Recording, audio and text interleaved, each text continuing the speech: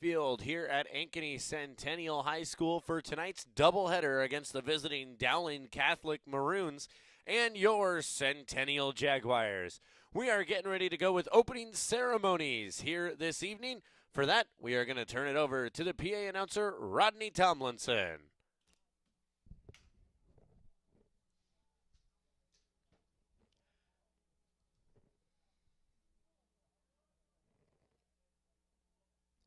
Good evening, baseball fans. Welcome to Ankeny Centennial High School.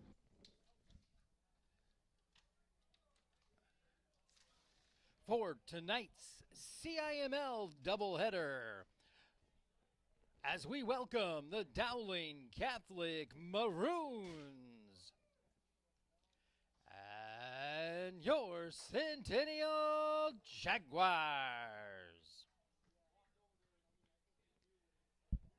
It's time for tonight's first pitch. Please welcome to the field, Anna Sass.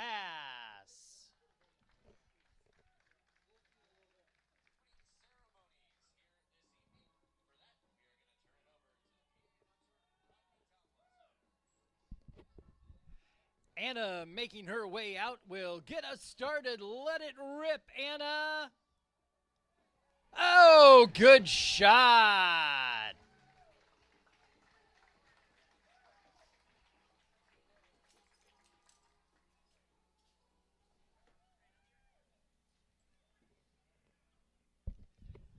And now let's introduce tonight's starting lineups. First for the visiting Maroons.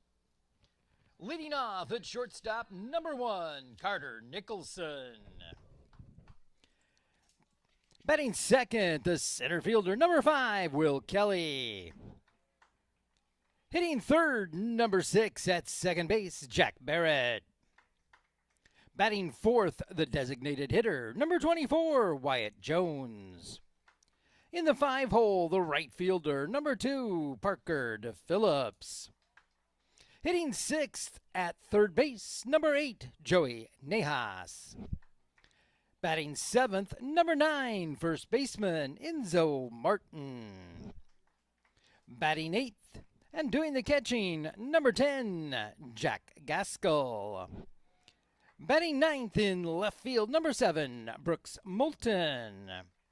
Doing the pitching for the Maroons, number 17, Jimmy Nejas.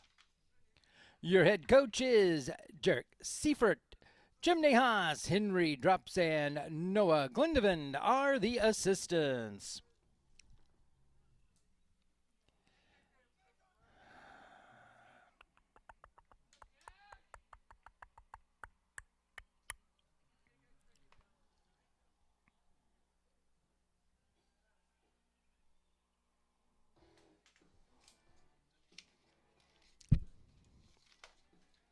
And now the starting lineup for your Centennial Jaguars. Leading off at shortstop, number 1, Isaac Brule. Batting second, the designated hitter, number 20, Nolan Powell. Hitting third, number 7, he patrols third, Will Morris. In the cleanup spot, the right fielder, number 24, Cohen Bullwinkle. Batting fifth, number 8, the left fielder, Reed Anderson. In the 6-hole, the center fielder, number 2, Jackson Reed. Batting seventh, second baseman, number 28, William Nessler. Batting eighth at first base, number 26, Grant Crowner. And batting ninth behind the dish, number 6, Josh Quinlan. On the bump for the Jaguars, number 13, Elijah Starr. Your head coach for Centennial, Mark High. Assistants, Sean Lynham, Drew Prongy, Joe Sandoff, Scott Blavowitz, Todd Pugh, Bob Hoig, Hunter Kaspers, and Scott Mortensen. Well, folks, with starting lineups over, we are going to take a short break and come back right after this. You're watching Centennial Digital, driven by Freedom Tire.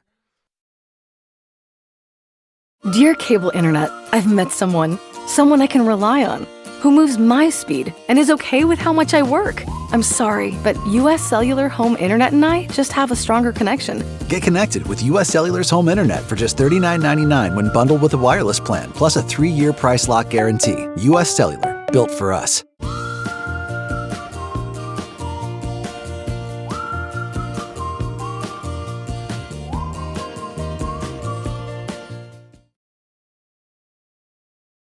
West 40 Market in Uptown Ankeny is your place to shop for the best meats, steaks, brats, jerky, and everything in between. Let us be your one-stop shop for all your favorite cuts, all raised on local Iowa farms. Shopping local never tasted so good.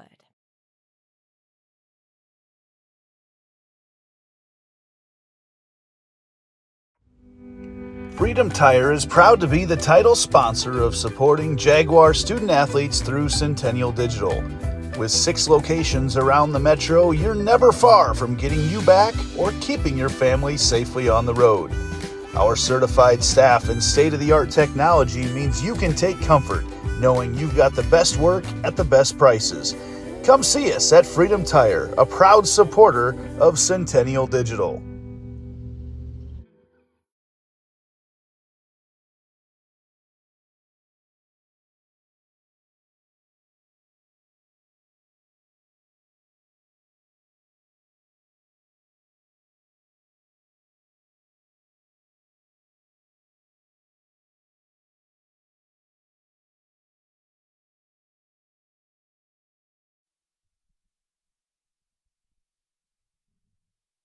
Well, ladies and gentlemen, welcome back to the ballpark here at Ankeny Centennial High School as we get ready to get underway for tonight's doubleheader against the visiting Dowling Catholic Maroons and your Centennial Jaguars. You heard starting lineups brought to you by Cinerama Ankeny just a little bit ago, but let's look over it once again. On the dish, on the bump for the Jaguars here in game number 1 is Eli Starr. Back behind the dish is Quinlan. Josh Quinlan back behind the dish for the Jaguars. Taking a look around the infield here for the Jaguars. It's Crowner at first. Nestler holds down second. Brule holds down the shortstop position. And Will Morris works at third. Looking to the outfield left to right, it's Anderson. That's Reed Anderson. In left center is going to be Jackson Reed, and in right, it's Cohen Bullwinkle. Let's try not to get left and center mixed up tonight. And joining me over to my right is the PA announcer, sound effects, and color, Rodney Tomlinson, as well as my dad. Hey, everybody. Welcome to Centennial Baseball. Another night about to get underway. Beautiful night here at the park. A little bit of a breeze blowing in from the outfield. So anything that's going to clear the fence out on the left side, going to have to carry just a bit farther and a bit harder. 69 degrees is how we're looking here at first pitch. Going to look to be about 5:03 for our first pitch here tonight. Carter Nicholson going to be the first batter here for the Dowling Catholic Maroons. First pitch from Starr misses up high. And we're underway. So we didn't get to do a pregame show here for this one as I had to travel from one job to another as Nicholson puts bat to ball on that one. Brule bobbles, gets it, and not going to be in time. So it'll go down as an E6.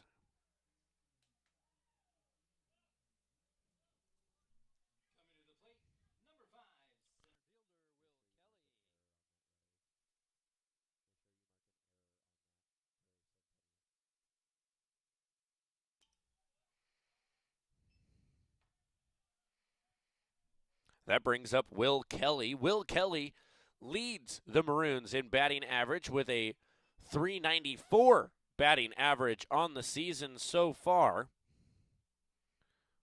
I had that in my notes to talk about pregame.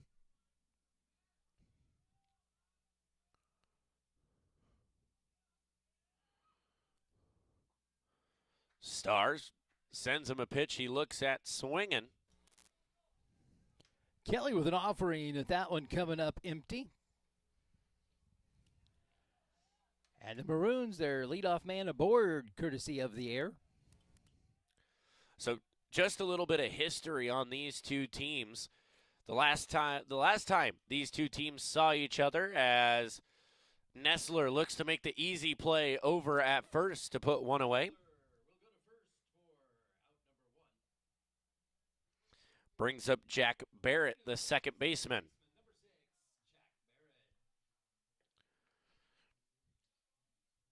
So as I was saying, the last time these two teams saw each other was the 4A Sub-State Championship, which ended in a 2-0 win for Dowling, sending them on to the state tournament.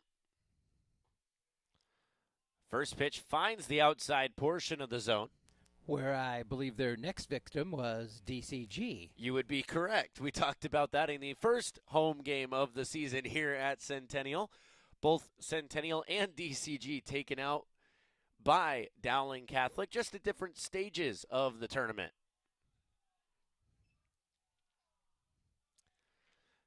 Overall in the series, Dowling leads between these two teams with a 14-8 record over the Jaguars. However, Centennial has 3 out of the 5 last wins in this series. That one off the plate inside. Designated hitter Wyatt Jones in the on-deck circle for Dowling. Carter Nicholson now stands on second for the Maroons. 2-1 count here to Barrett. The pitch from Starr, right back towards him, and Starr is going to make the easy play over at first. Runner safe.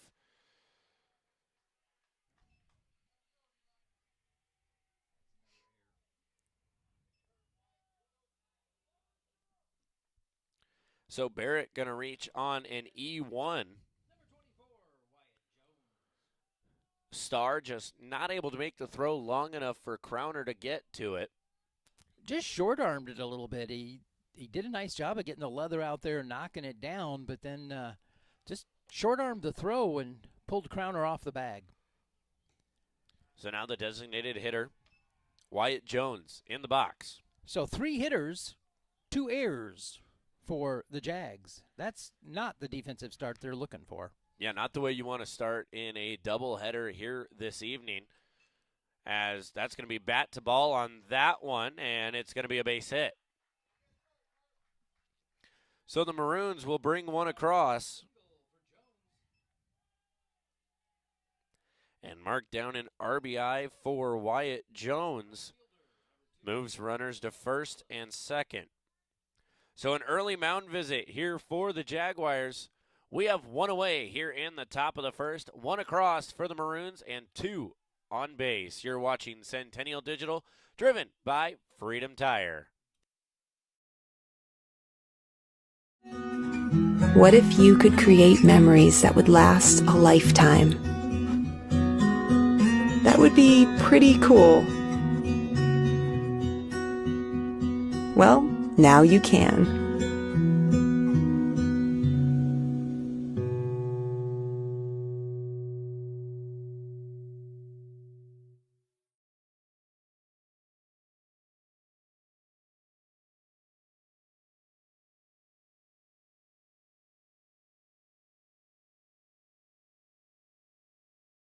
All the pets in Ankeny can't wait to see us at Heart of Ankeny Animal Hospital. Welcome back. They go for the easy play over, or tries to make the play over at third. Not available. Gotta quit using that word easy. It doesn't seem to be working well for Yeah, they don't ya. seem to like that word tonight, do they? So DePhillips makes contact and loads up the bases.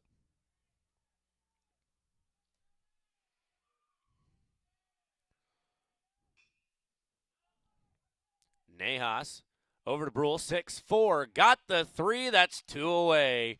We head to the bottom of the first. Maroons only hang up 1 with 1 hit, and the Jaguars put 2 errors up on the board. We head to the bottom of the first. You're watching Centennial Digital, driven by Freedom Tire.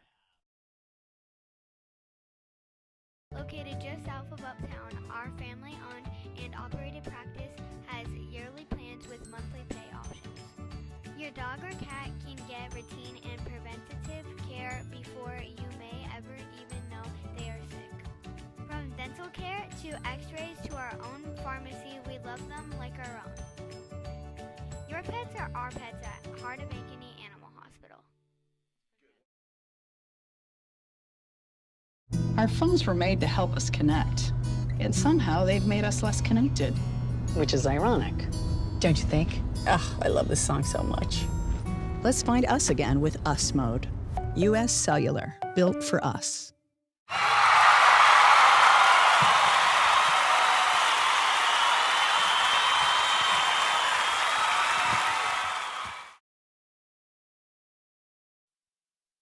Welcome back to the ballpark here at Ankeny Centennial High School. We are headed to the bottom of the first. Your score is 1-0 in favor of the Maroons.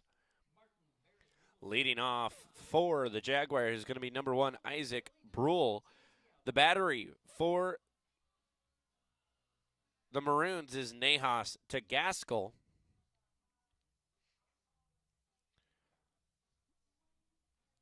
And the Nahas we are speaking of is Jimmy Nahas.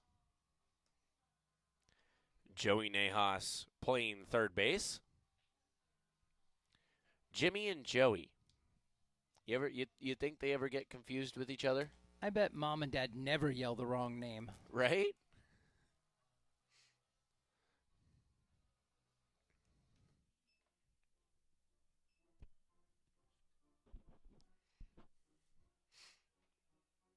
Jaguars coming off of a split series with Southeast Polk last week. Leading off for Centennial, the shortstop, number 1, Isaac Brule.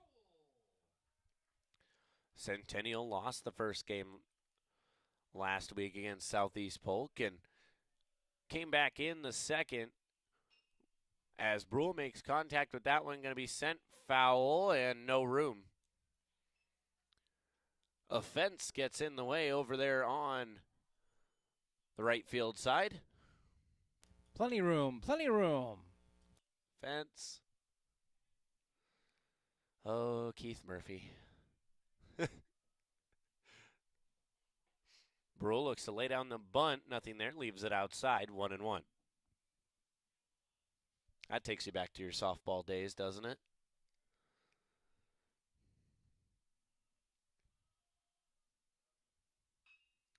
Brule going to send that one right back up to Nahas, and it's going to be Nahas to Martin for out number 1. Here's the designated hitter for the Jaguars, number 20, Nolan Powell. So now Nolan Powell steps up to the plate in the 2-hole.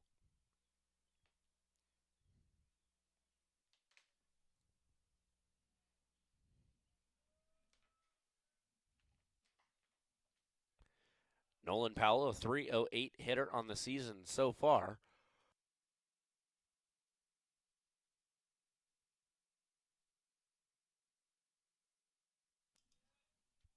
Fouls that one back to the net.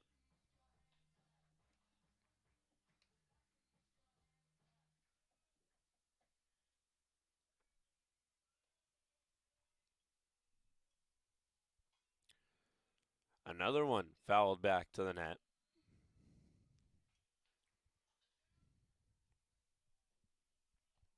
So now a 1-2 count here to Powell.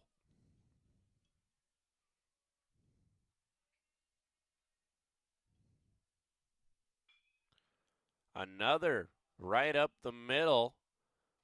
And the throw will be in time. That's out number 2. Well, it's not very often you see 2 in a row, 1-3 in your book. But we've got it here tonight.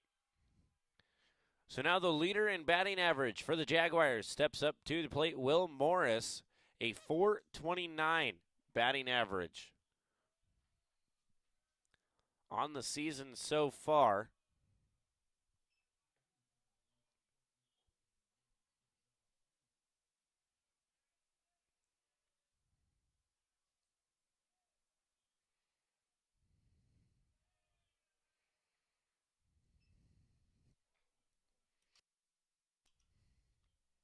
Had a nice 2-0. job out of Nahas there on the mound. That last one knocked it down, stayed with it. A couple of different times he reached for it, finally came up with a handle and got the out. Yeah, like I said, you don't typically see a couple of 1-3s in the book back to back. Well, speaking of the back. And to the back, that one will go of Morris.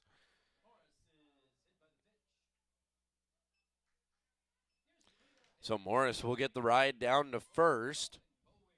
Brings up Cohen Bullwinkle, the right fielder.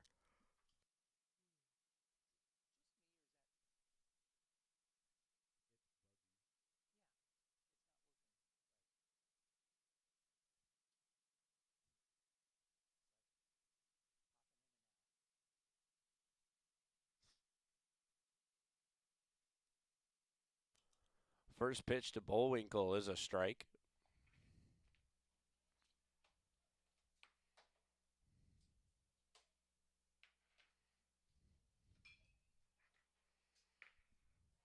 Ranging over is Barrett, going to go through the legs, and that's going to be a base hit. Scratch that, it's going to be an error.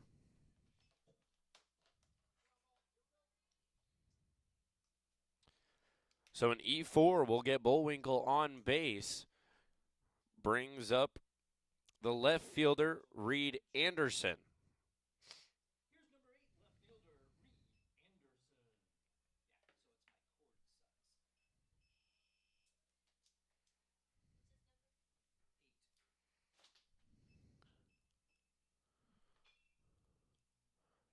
That one down the left field line. It's going to stay fair. That's going to bring Morris across. Bullwinkle holds at third. And Reed Anderson finds himself standing on second. A stand-up double.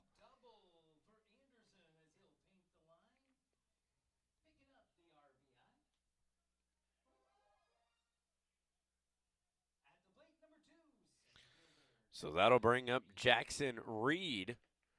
As I've noticed, they've done it to me yet again this year. They put Reed Anderson and Jackson Reed back to back.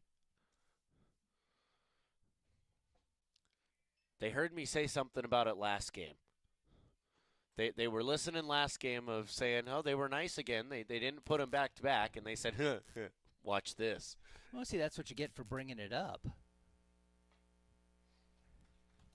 And that hit by the pitch comes back to haunt the Maroons here. Didn't take long. Morris is hit by the pitch and a stand-up double. We drive him home. 1-1 count here to Jackson Reed.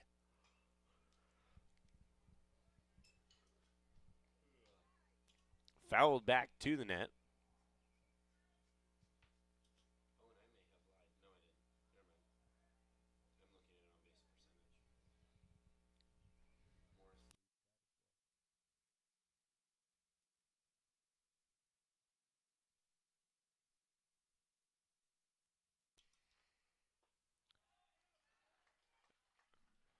And Jackson Reed swings away, and that'll be out number 3 with a forward K. So the Jaguars head to the top of the second, tied up 1-1 on one hit and one error. You're watching Centennial Digital, driven by Freedom Tire.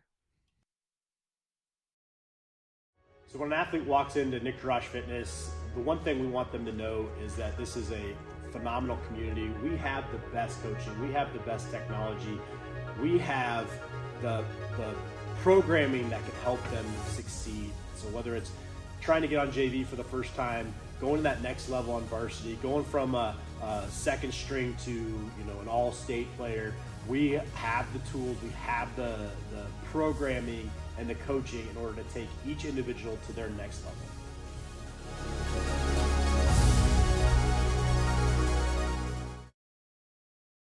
My real estate team knows that sports and extracurricular activities contribute to a well-rounded education. As an Ankeny mom, I have seen how important they are for success in school and beyond. I've been helping families here for over 20 years as a realtor, and I know that our schools and community activities are second to none. That's why people love to call Ankeny home, and that's why I am a supporter. If I can help you or anyone you know find the perfect home in Ankeny or the Metro, let's talk. And now it's time to cheer on our kids. Welcome back. First pitch to Enzo Martin at the dish. Thank you. It's going to be down the line, and a smart play by the Jaguars, letting it roll foul. Well, I think actually if Starr could have gotten to that, it was an easy pickup and tag. He just couldn't chase it down in time. And it ended up being a smart play as Starr couldn't reach it. Well, he thought he had it. Then as it got away from him, I think he finally made the decision to just let it go. But it looked like it was going to be an easy pickup and tag for the out. So it's 0-1 now to Enzo Martin, the first baseman for the Maroons. But I do how you did not use the word easy on that one, so. Because they've disagreed with you every time you've said it. It's a 2-1 count to Enzo Martin. That one misses outside, makes it 3-1. And speaking of double duty tonight, our producer, Riley, not only running the scoreboard here in the stadium, but producing for the Centennial broadcast as well. So her fingers are flying over the buttons over here. Thankful of that. I'm going to blame it on it. My ADHD doesn't let me multitask and do the production and the broadcast at the same time. So Martin will get the base on balls.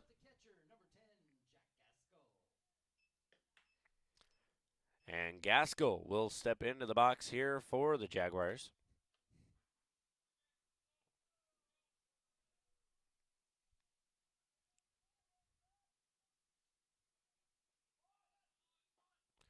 Bunt shown, pulled back, and Yet another error on the Jaguars. Their third in 2 innings. Make it their fourth in 2 innings. My bad.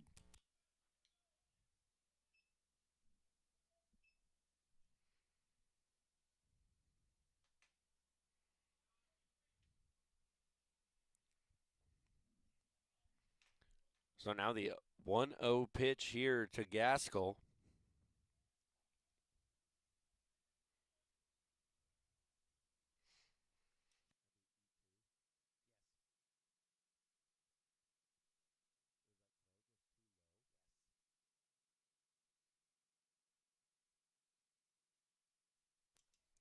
So the Jaguars just struggling on defense here early on in game number 1. And really fortunate just to have given up 1 in that first inning, and we're tied 1-1. It could be a lot worse for Centennial. And they're going to call that dead ball. That one will play in favor of Jack Gaskell, as Quinlan had that tracked down and in the glove. He was looking for the out, and the umpire said, nope, we got dead ball.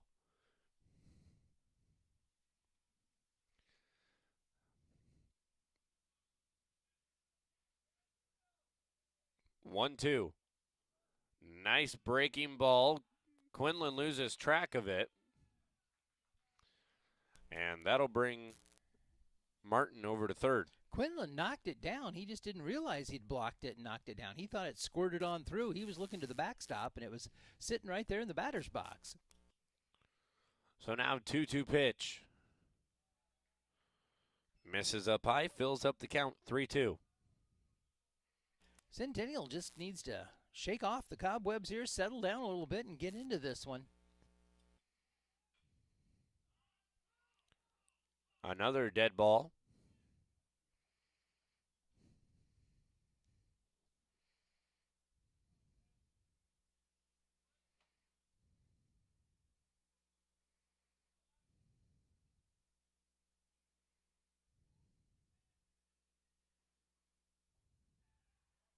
That was a nice block out of Quinlan. Gaskell will get the base on balls, and that'll put runners on the corners for the Maroons. So now Brooks Moulton, the bottom of the order, steps up to the dish.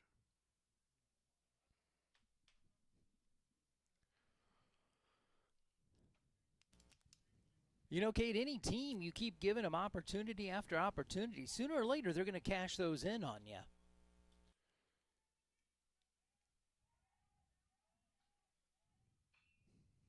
Good contact there on that one. Cohen Bullwinkle getting underneath of it. Runner's tag.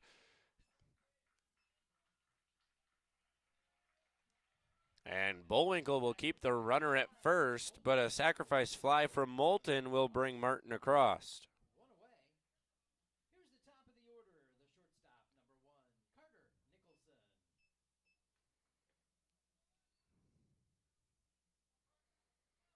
So now we head back to the top of the order. Carter Nicholson at the plate. Runner on first. I got to say, that was a beautiful throw from Bullwinkle from deep in right field to get it to second on a line.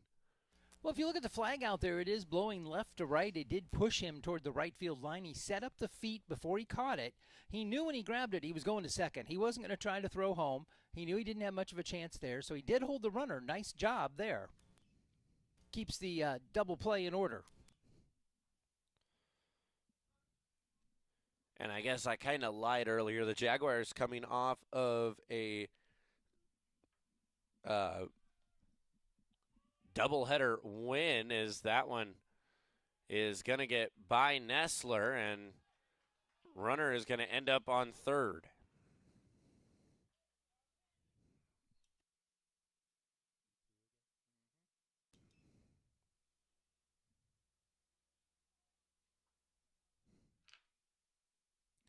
And goes down as an error on the throw.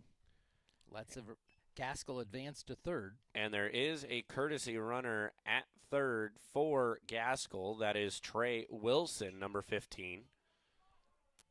Wilson going to find his way across the plate, and that's going to be out number 2 over at first.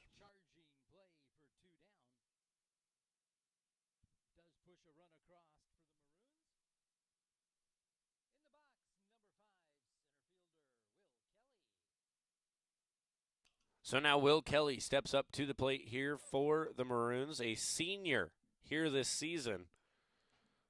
First pitch fouled off.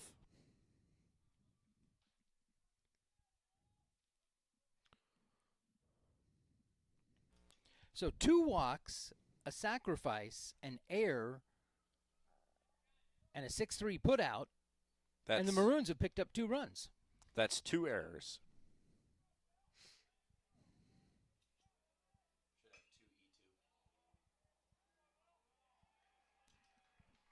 As Kelly's going to drop that one in shallow left field for a base hit.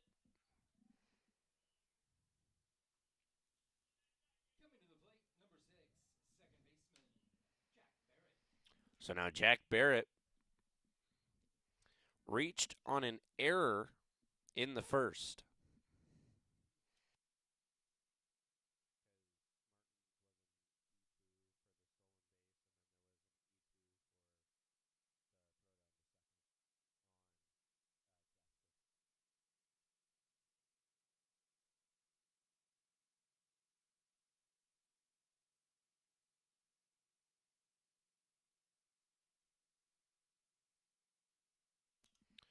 One count here to Jack Barrett. And you mentioned earlier, you keep giving opportunities. Eventually, they are going to get cashed in on, and that is what the Maroons have done here. The Maroons have hung up 2 more here in the second, as that one's going to be dropped in left field as well for a base hit.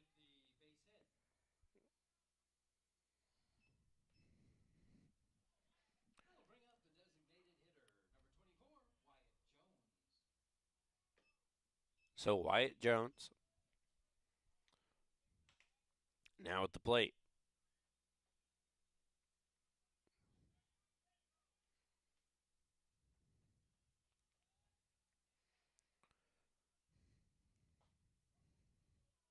That one high and tight.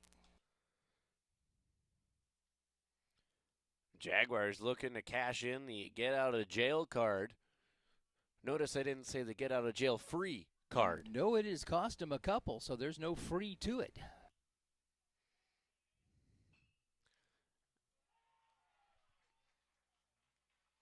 And that's going to be another base hit, going to bring one across for the Maroons. Maroons now hanging up 3 here in the top of the second.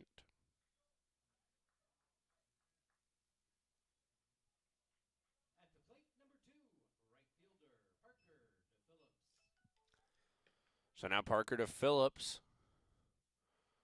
the batter here for the Maroons. A little mound meeting between Starr and Quinlan.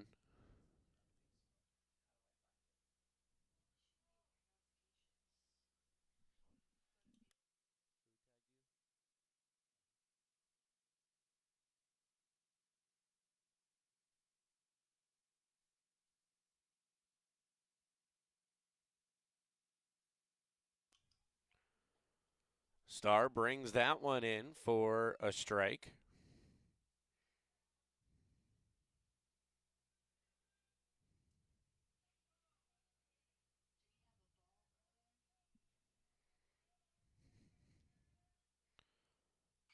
That one going to be sent right back up the middle. Nestler going to step on second, and that's going to end the inning. Nestler takes it unassisted for out number 3, but it's the Maroons with 3 here in the top of the second. We'll go to the bottom. So the Maroons hang up 3 in the top of the second. We head to the bottom. Jaguars going to look to respond. It is now 4-1 in favor of the Maroons. You're watching Centennial Digital, driven by Freedom Tire. What if you could create memories that would last a lifetime? That would be pretty cool. Well, now you can.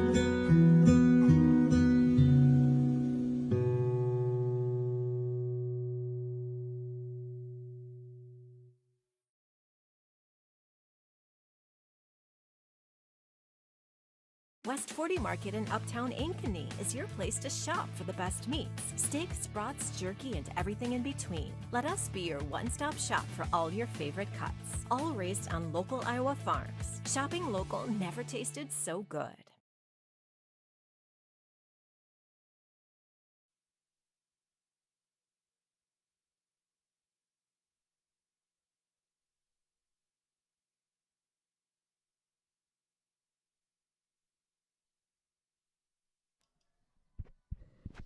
Welcome back to the ballpark. We head over to the bottom of the second here in this one. Jaguars going to look to respond to a 3-run inning from the Maroons as Nestler steps up to the plate here for the Jaguars.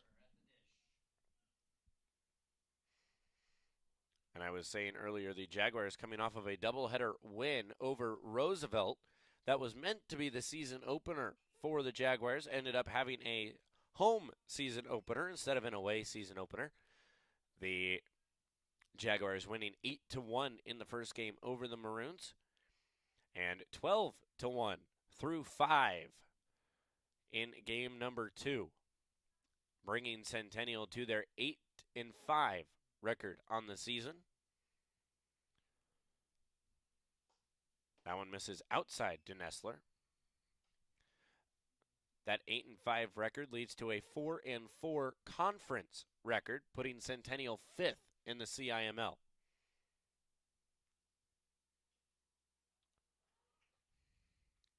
The Maroons coming off of a 3-1 win against Assumption in the Catholic Classic. Dowling with a 1-4 record in the CIML, putting them 8th. Nestler, soft contact with that one, and it rolls foul. I think that's another one of those like Starr had earlier. The pitcher, Nahas, was looking to get to it, just couldn't get to it in time, and you saw the catcher throw up his hands and say, all right, just let it roll foul. Exactly right. Nahas had the same idea. He thought he was going to pick it up, tag him, and that'd be that. But the ball squirted away from him, so he just let it roll. It trickled foul.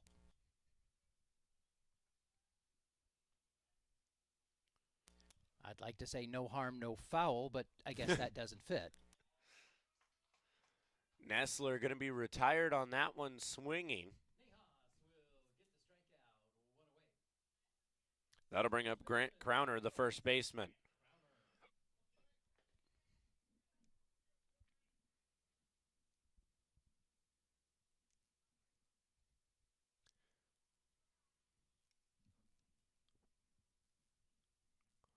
First pitch to Crowner, swings away, strike one. Centennial trying to flip it over to the top of the order here. You've got hitter number 8 in Crowner at the plate, Quinlan to follow, and trying to get it back to the leadoff man, Isaac Brewell. And, of course, a few big things going on in the baseball world right now, especially in the NCAA version of baseball. The Men's College World Series, getting all the teams ready for that. I believe the last game that decides who makes it to the Men's College World Series starts at 6 o'clock here tonight. I know our LSU Tigers have made it into the Men's College World Series. Ours meaning yours and mine, yeah. Your that's what I meant by ours. People are looking at you going, ours? We're a little far from Baton Rouge, aren't we?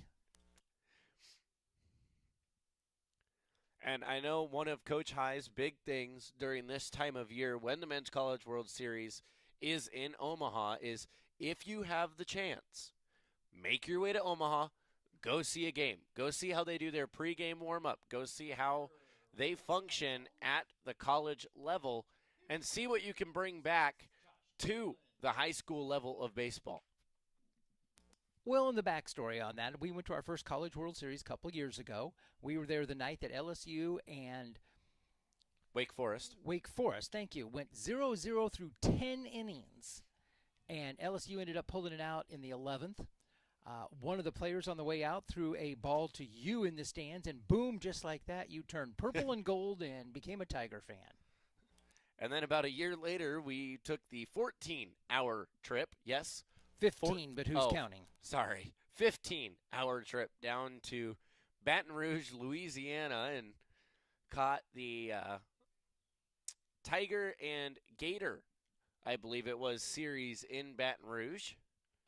And let me tell you, they take their college ball very seriously down there. Yeah, they take college ball very seriously down in Louisiana with LSU. Standing room only for all 3 games.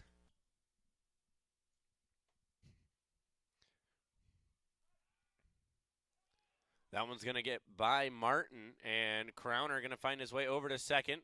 Lynham charging him over to third. He's down and dirty, and he's safe.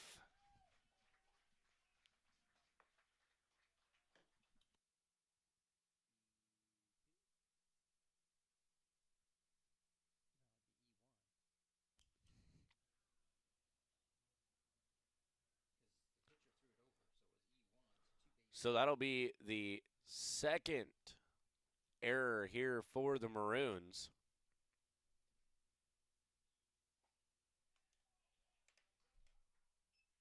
And that one a 2-base error as Crowner goes all the way from first to third. 90 feet away now for Quinlan. See if he can push him across. Big breaking ball hangs up high and wide. So now a full count here for the Jaguar catcher. Crowner on third. Swings away, foul tip. Was not caught by the catcher. It did go into the glove, but bounced back out, so that'll just be called a foul ball. Gaskell had it for just a moment, but it trickled out of there, so new life for Quinlan. He'll get at least another swing. Where's the Mario sound effect when you need it? And the new life is going to be good for ball number 4. Quinlan marches his way down to first. Here's the Jaguar shortstop, number 1, Isaac Brewell. And Darren Seaver is going to come in to pinch run here for or courtesy run, I should say, for Josh Quinlan. So that takes us back to the top of the order. Isaac Brule. First and third here, only one away, so let's see what our courtesy runner has up his sleeve over there. First pitch finds the outside portion of the zone.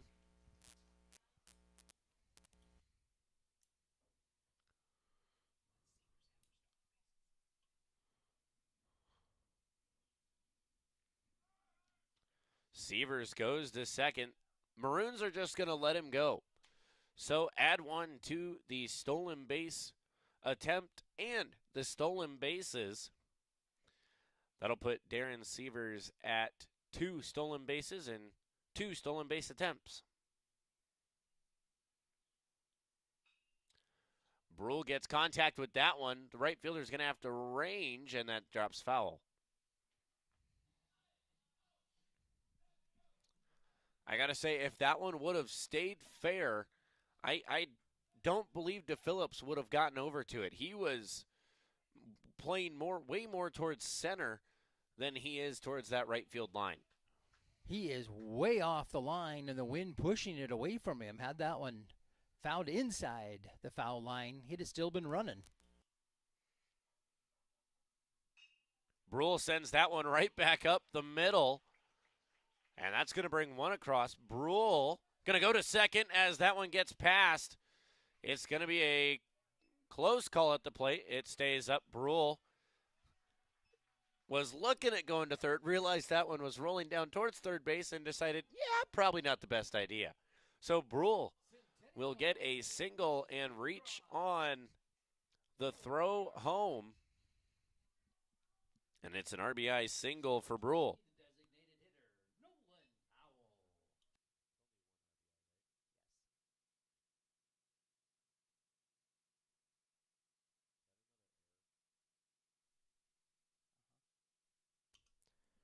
So another error will go down for the Maroons here in this one. And 2 come across.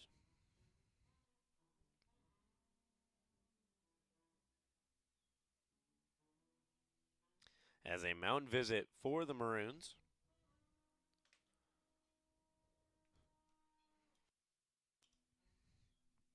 Brings up Nolan Powell, the designated hitter. Powell, a .308 batting average, .438 on-base percentage. Swings away at the first pitch, strike one.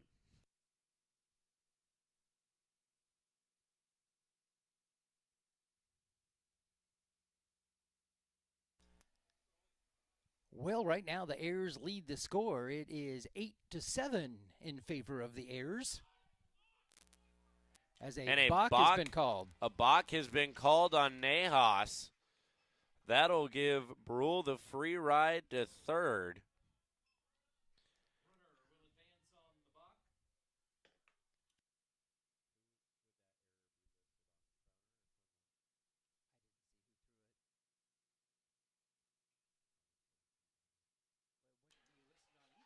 And that one's a fair ball.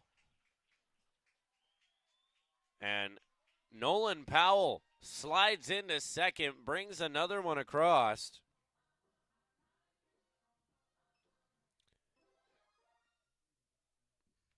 At the plate, number 7, third baseman Will Morris.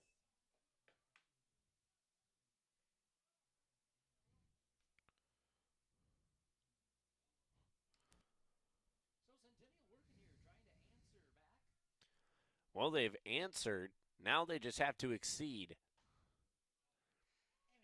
if you'd let me finish, I was going to say and have accomplished that with their 3 runs, matching the 3 from the Maroons. And then to your point, the +1 stands down on second. You took too long of a pause. I don't know what to say. Well, I said it all, but my button wasn't down. So let me try that again. I was saying if you'd have let me finish, they've answered back the 3, and now the +1 stands on second base. So there, see, it sounds way better if I push the button down. You know, typically that is how that works. Yeah. You've only been doing announcing for how many years now? Morris makes contact with that one, sends it over softball side.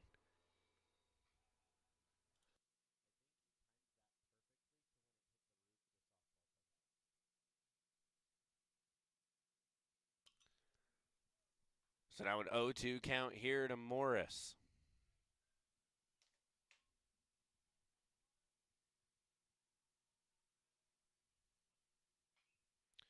Fouled back, Morris staying alive.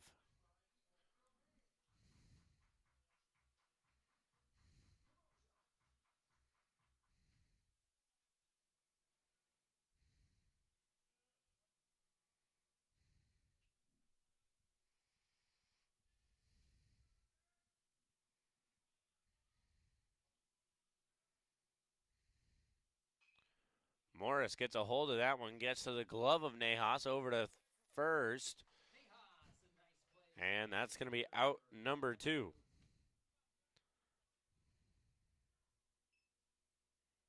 So 5-3 puts 2 away, brings up the right fielder, Cohen Bullwinkle, wearing number 24. And remind me, didn't somebody else used to wear that number? Yeah, I think it was this guy, Joey Oki. I don't know, not really a household name. Working on it. We're getting there. Oki, obviously a great pitcher for the Jaguars last year, had committed to Iowa, but decided instead to sign with the Cleveland Guardians. Good job. You didn't call him the Cleveland Indians. It was everything I could do to get Guardians out, but he's in their minor league system. I know that chokes you up just a little bit because it's been the Indians for as long as you can remember, and well, that's okay. I can't remember very long these days. Well, so I wasn't going to say anything.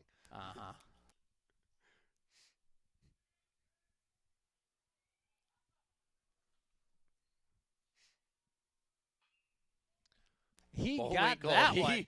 He got a hold of that one. I want to see the TrackMan data on that, and I want to see how far it went. Well, let's go to our producer and see if she has those numbers. She's typically pretty good at math. She can't take the launch angle, and she's looking at her phone, looked up, went, huh? That's where having a next-gen stats would help. Bullwinkle going to try and beat it out, and he does not. That's going to be out number 3.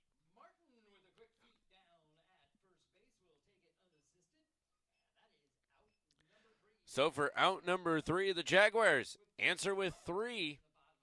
We head to the top of the 3rd. It is now 4-4. You're watching Centennial Digital, driven by Freedom Tire. Freedom Tire is proud to be the title sponsor of supporting Jaguar student athletes through Centennial Digital. With 6 locations around the metro, you're never far from getting you back or keeping your family safely on the road. Our certified staff and state-of-the-art technology means you can take comfort knowing you've got the best work at the best prices. Come see us at Freedom Tire, a proud supporter of Centennial Digital.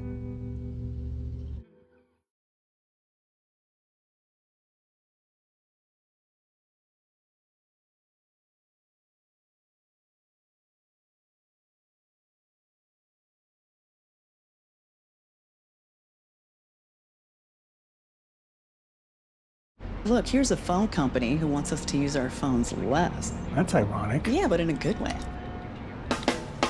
Let's find us again with Us Mode. U.S. Cellular, built for us. It's a free ride. But I already paid.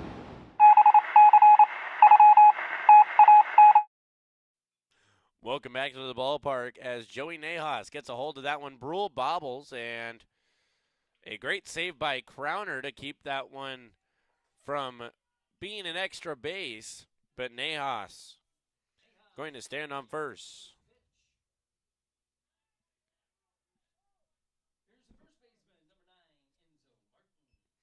So another Jaguar error. And we were talking on the break, and the errors still lead. That now makes it 10-8. They picked up one. It's 10-8 in favor of the errors over the runs. Place your bets now. Who wins at the end of the game? Oh, rough game so far for Isaac Brule down at short. His third E6 in the book, as he just bobbled that one coming up to make the throw. And going along with placing your bets, all bets will be happily collected in the press box here at Centennial.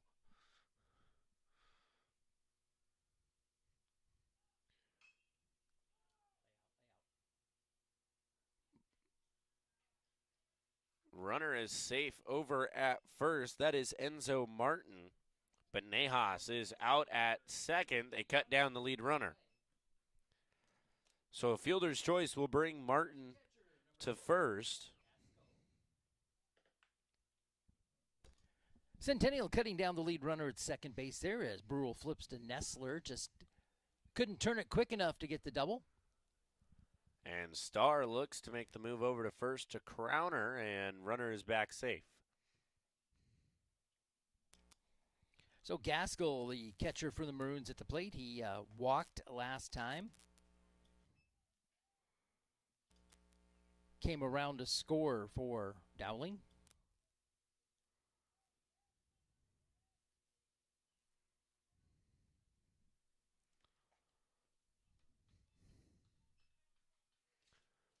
(2-0) now to count here to Jack Gaskell.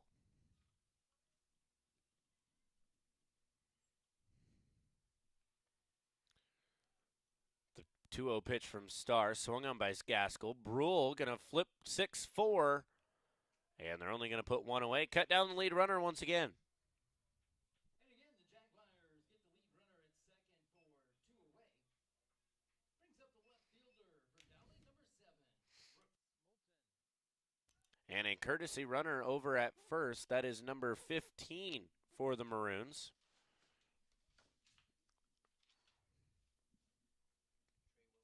That's Trey Wilson now running at first. First pitch in to Brooks Moulton is a strike.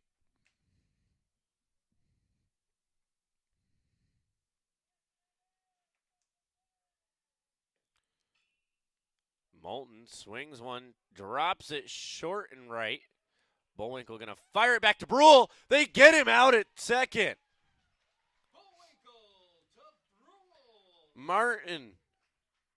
Gaskell. Nope, make that. I'll get it right. Trey Wilson overran second, and Bullwinkle saw it, fired it to Brule, and that's out number 3.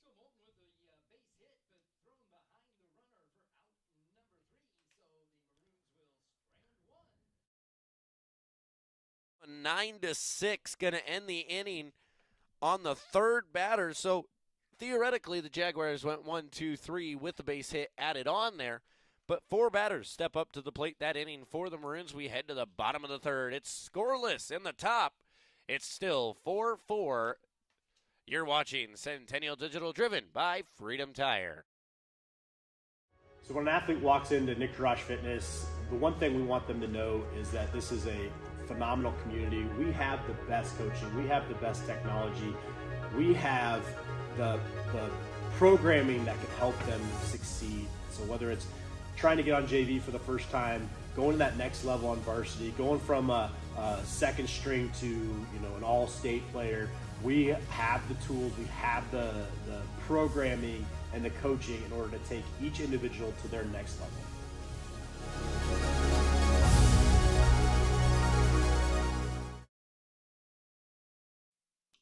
Welcome back to the ball field here at Ankeny Centennial. We go to the Jaguar side of the inning. Reed Anderson, first one to step up to the plate here in the bottom half of the third. The first scoreless half of the inning we've had here tonight. My pen needed a break. All this coloring inside the lines.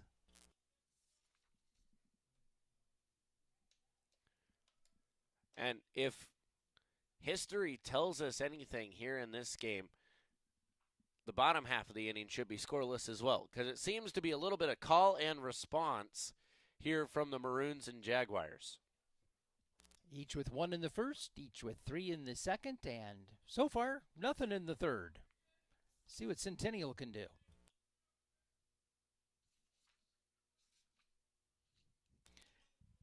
He'll be the 5, 6, and 7 hitters here for the Jaguars. Anderson, Reed, and Nessler.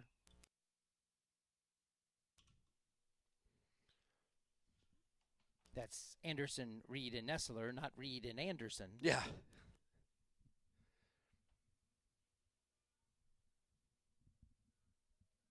Reed Anderson at the plate now for the Jaguars. Swings away at a high fastball. And that'll be out number 1.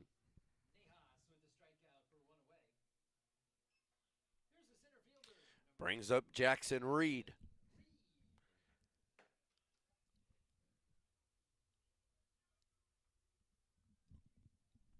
Jaguars center fielder. The pitch from Nahas, high and away. Reed takes.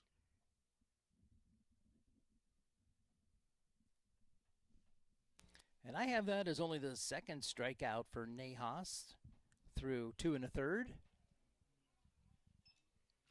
That one back to the screen. I have him down for 1 K in each inning so far. You're right. I'm sorry. Missed the K that ended to end the first inning. 1-1 to Jackson Reed. Left up high, 2-1.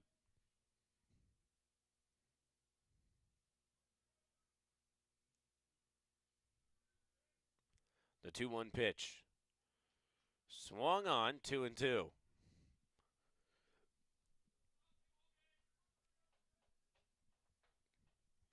And on deck for the Jaguars, William Nessler, the Game 1 against Southeast Polk Lamberti Murphy Strong Player of the Game, as Jackson Reed going to drop that one in shallow left center. I think you see the wind just knocking that one down out there for him.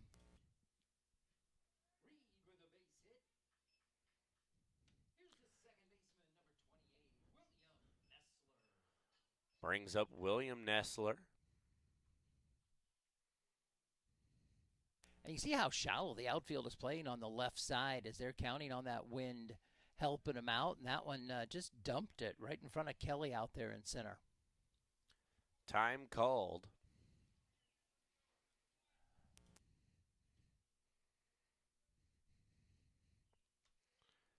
William Nessler, 286 batting average as he sends that one down the left field line.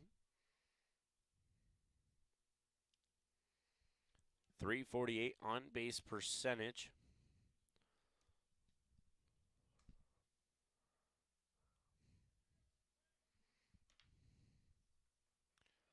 Still no home runs for the Jaguars this season. And I say that knowing we don't expect to see many go out of the ballpark here at Ankeny Centennial. Those will all mostly be at away games. You will see very few leave this ballpark. Only on the rare occasion that we have a good southerly breeze helping them out of here. Big ballpark, just like the one across town on the south side. Both of them modeled after Principal Park. Exact dimensions, I believe. The children of Principal Park, if you will. 400 down to center and 335 down the left and right line. Barrett calling everybody off on that one, and that's going to be out number 2.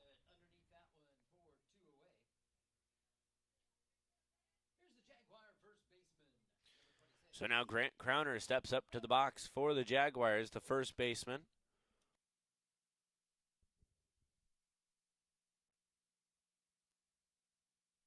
And even with that strong breeze, Barrett at second, no trouble underneath that high fly. Staying on the infield.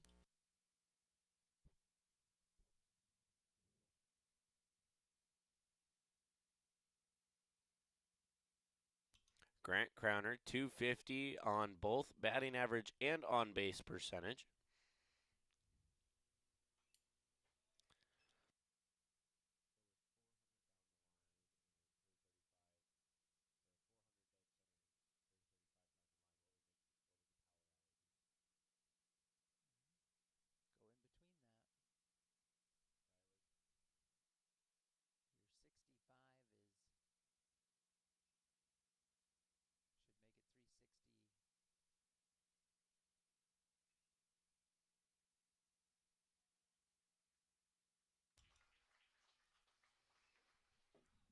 And Crowner going to drop that one center field.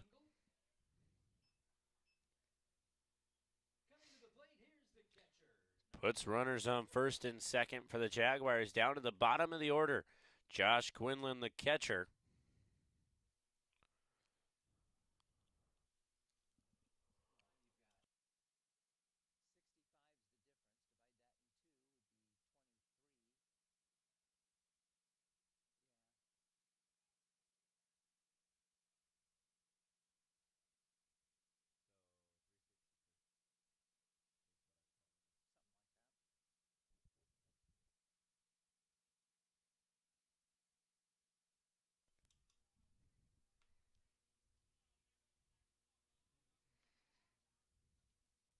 And with that ball finding its way all the way to the backstop, you've got two Jaguar runners now up into scoring position.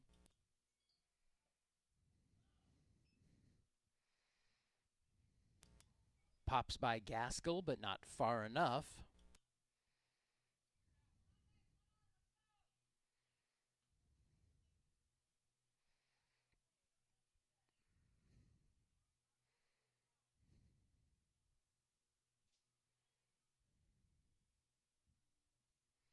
Two-zero pitch. Misses outside, 3-0.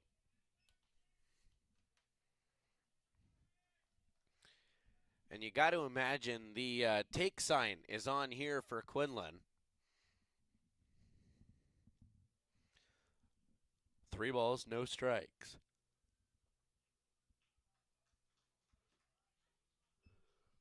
Down in the dirt, that's ball 4.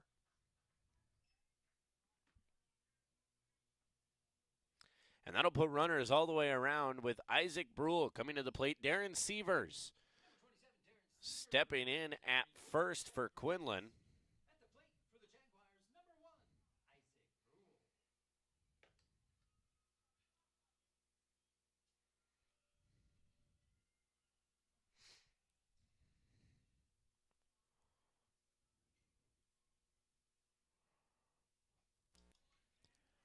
First pitch to Brule.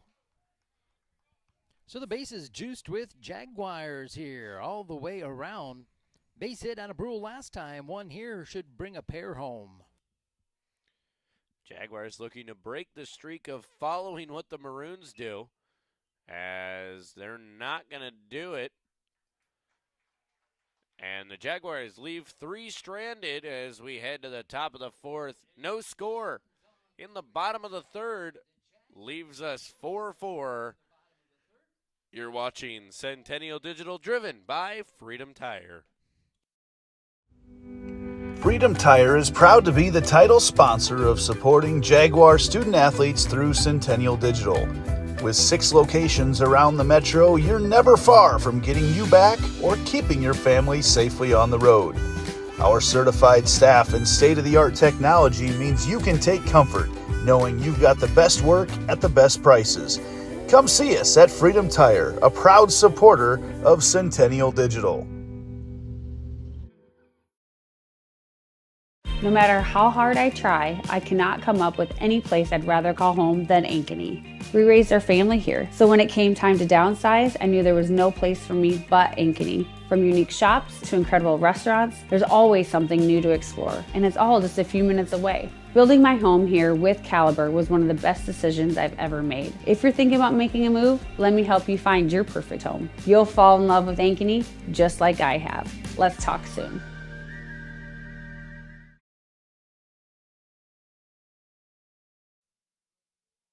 Welcome back to the ball field here at Ankeny Centennial High School. We go to the top of the 4th here in this one. The score is 4-4.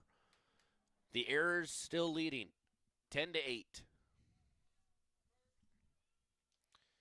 Carter Nicholson, the first one up to bat here for the Maroons. Top of the order, we go 1, 2, 3 hitter.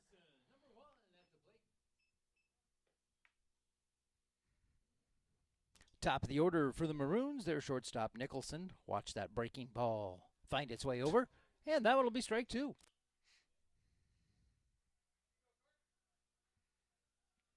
0-2 now the count here to Carter Nicholson. Fouled out of play. Over towards softball side.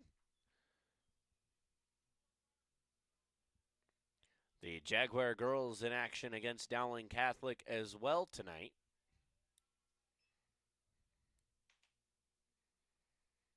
Unless something strange has happened and they're playing somebody else. That one misses outside. Starch still trying to work that breaking ball.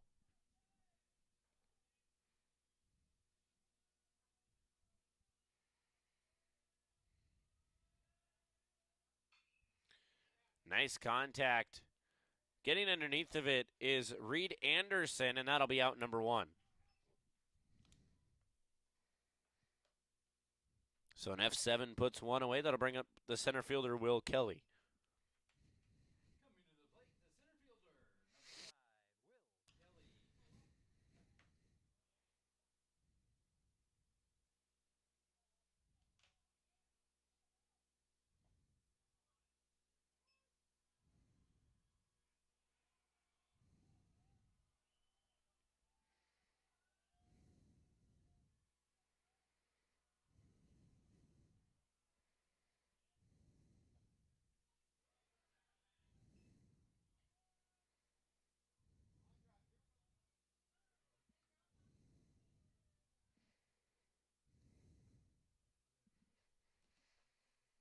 That pitch outside finds the portion of the zone, makes it 1-2.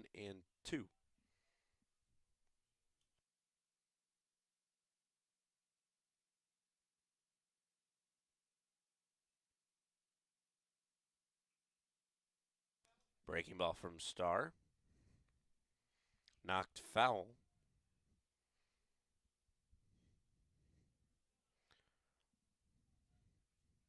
2-2 count here to Kelly.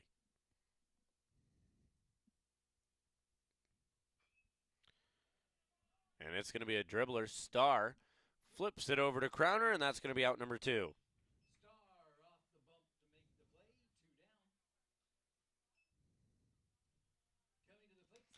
So now Jack Barrett steps to the plate.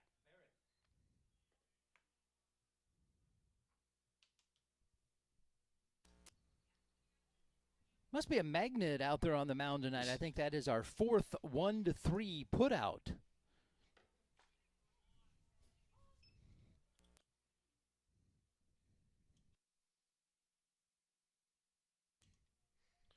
First pitch to Barrett is a strike. Next one in, finds the zone as well.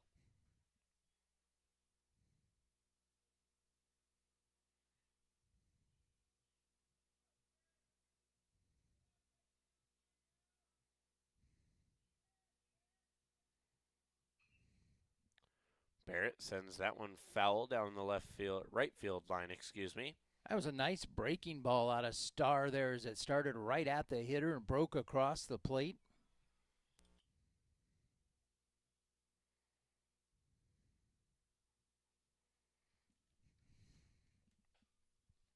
That one misses outside. 1-2.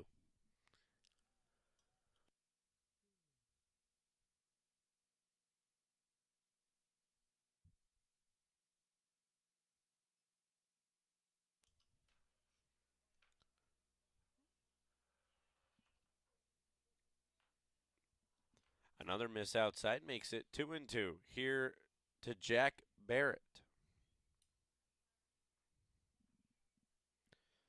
2 away. Barrett has reached both times tonight, reached on an error in the first and a base hit on the second, and make that a base hit here in the 4th.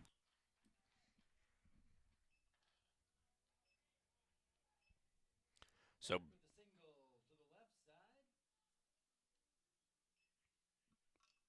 that'll bring up Wyatt Jones, the designated hitter.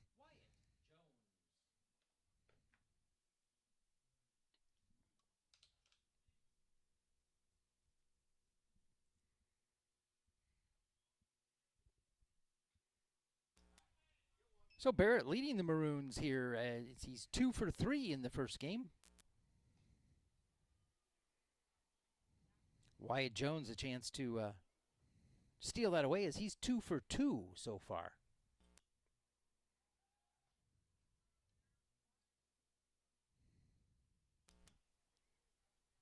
That one fairly close over at first base as Starr looks him back.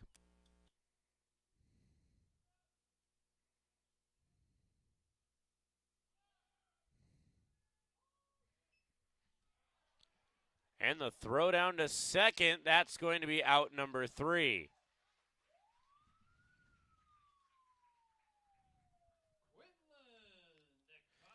So Wyatt Jones going to get a new life in the top of the 5th. But meanwhile, we head to the bottom of the 4th. It goes 1, 2, 3.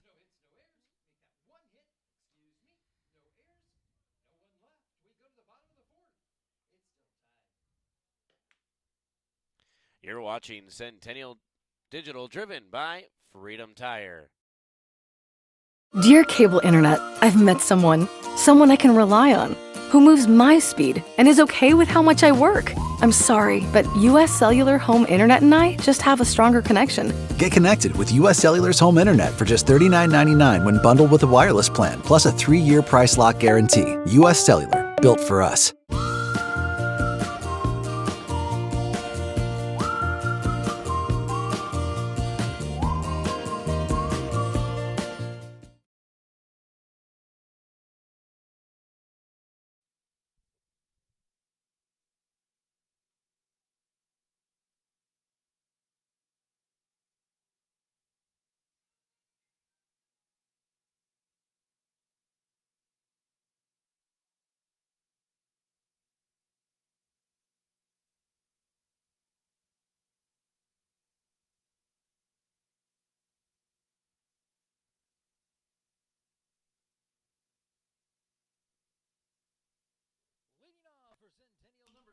Well, we head to the Centennial side of the 4th. Nolan Powell, the first hitter up, the Jaguar DH. Bunt shown, whoa, inside. 1-0.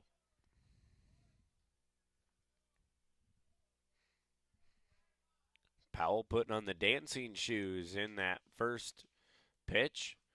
Swings away at the second one. That's 1-1.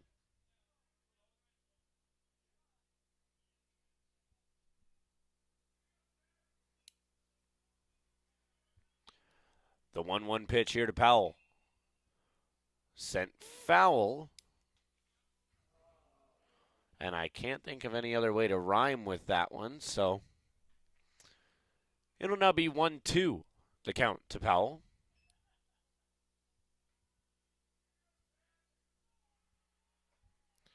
Breaking ball left up high from Nejas.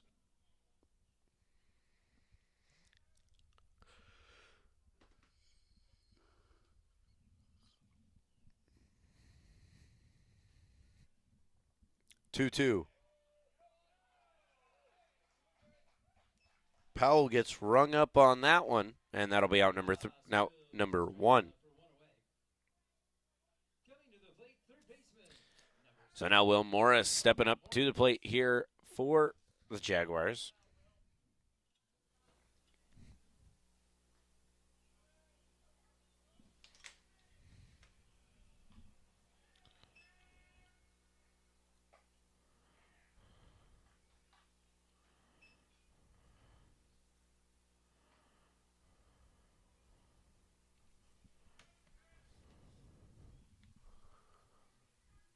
One 0.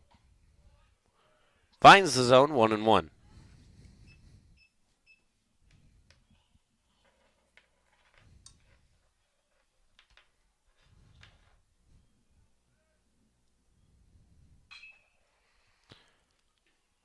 Third baseman Nahas going to make the throw over to Martin, and that'll be out number 2.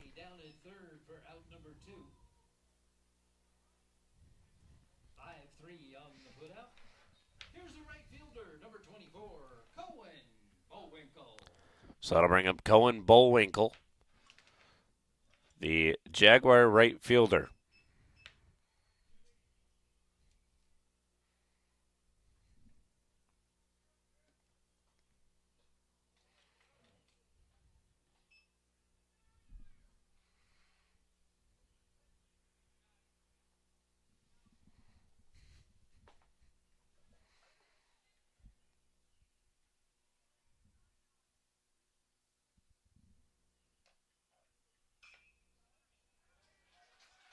And Bullwinkle going to find the gap in that one. That'll be a base hit.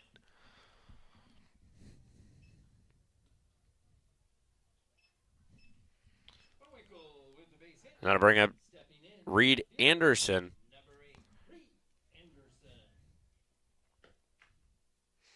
So I just noticed 4, 5, 6 is right, left, center. So the Jaguar outfield, the heart of the order here in this one.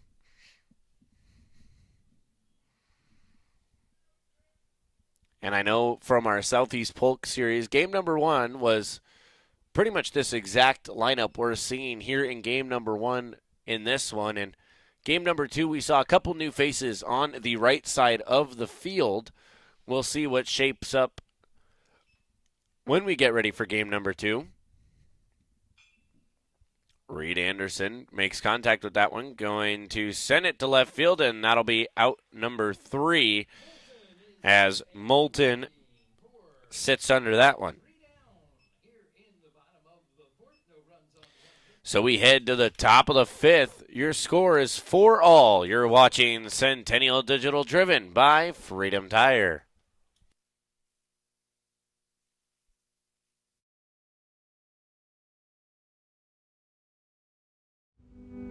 Freedom Tire is proud to be the title sponsor of supporting Jaguar student athletes through Centennial Digital. With 6 locations around the metro, you're never far from getting you back or keeping your family safely on the road. Our certified staff and state-of-the-art technology means you can take comfort knowing you've got the best work at the best prices. Come see us at Freedom Tire, a proud supporter of Centennial Digital.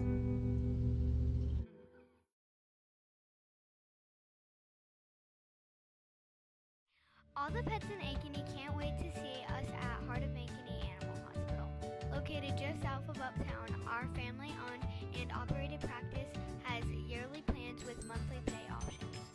Your dog or cat can get routine and preventative care before you may ever even know they are sick. From dental care to x-rays to our own pharmacy, we love them like our own. Your pets are our pets at Heart of Ankeny Animal Hospital. Welcome back to the ballpark. We head to the top of the 5th. Wyatt Jones steps into the box here for the Maroons. First pitch to Jones is a strike.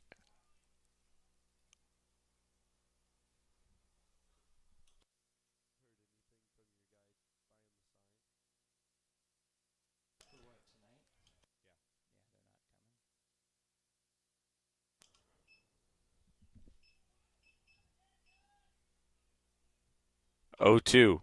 Jones swings on it, and it'll go foul.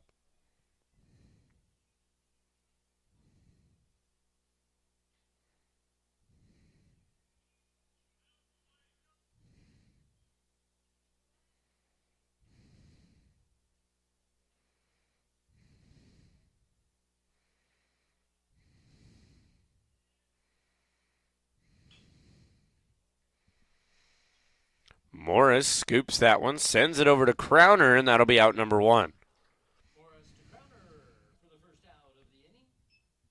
So 5-3 puts one away. That brings up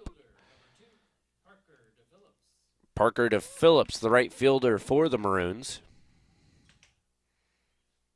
I pause every time you start talking because we have this thing. It's, like almost like we're related in some way or another, where we tend to say the exact same thing. It's who can get it out first. Yeah.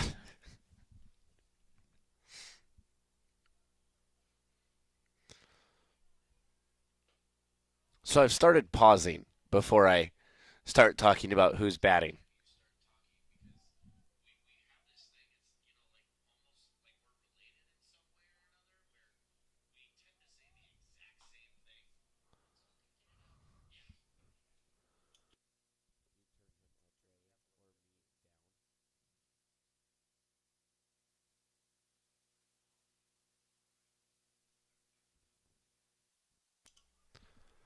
Morris going to barehand that one, send it over to Crowner, and that's out number 2.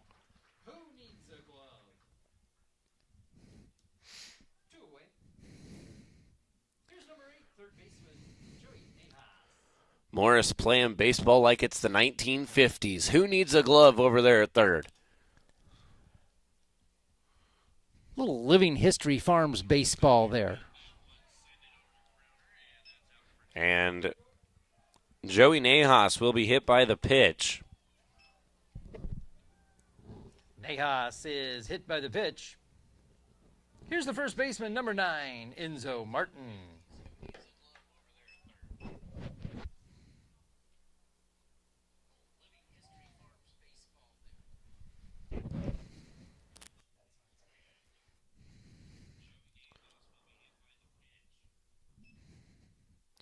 Enzo Martin now the batter for the Maroons.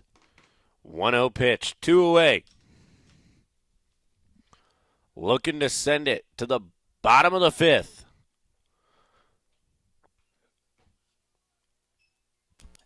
And Starr comes with the gas on that one. No curveball, no changeup, just gas. Forget about the curveball, Ricky. Give him the heater. Bull Durham?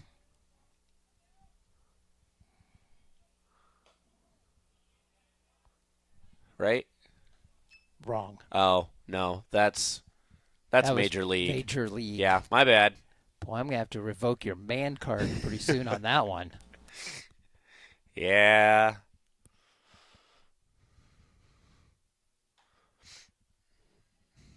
You know, the only thing I really remember about Bull Durham is you got a game in 5 minutes, something.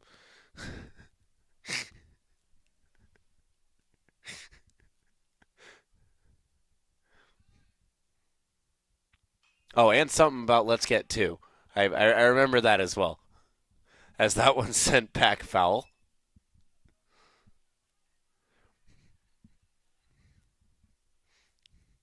So now a full count here for Enzo Martin.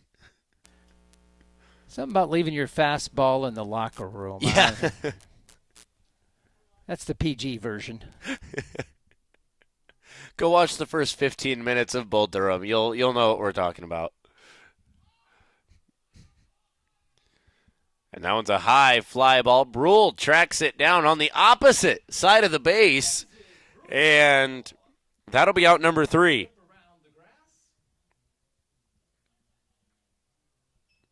We head to the bottom of the 5th. Nobody scores. It is 4-4. You're watching Centennial Digital, driven by Freedom Tire.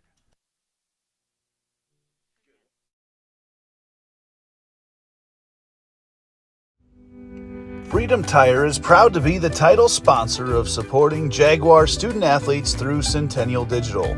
With 6 locations around the metro, you're never far from getting you back or keeping your family safely on the road. Our certified staff and state-of-the-art technology means you can take comfort knowing you've got the best work at the best prices. Come see us at Freedom Tire, a proud supporter of Centennial Digital.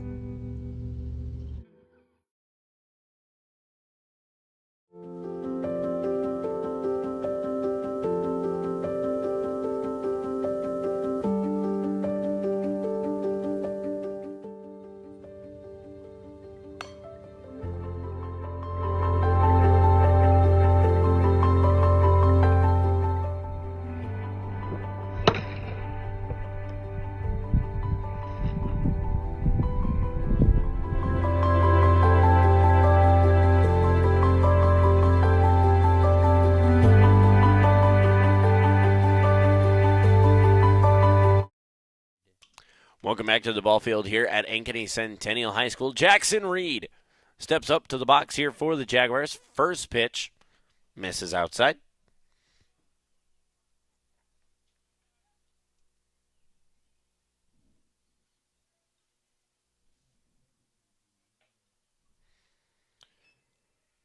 Another one misses. That makes it 2-0.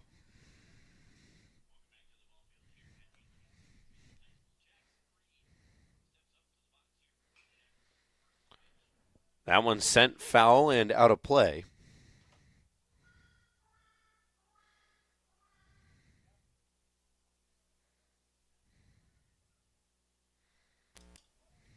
Reed 1 for 2 so far here this evening.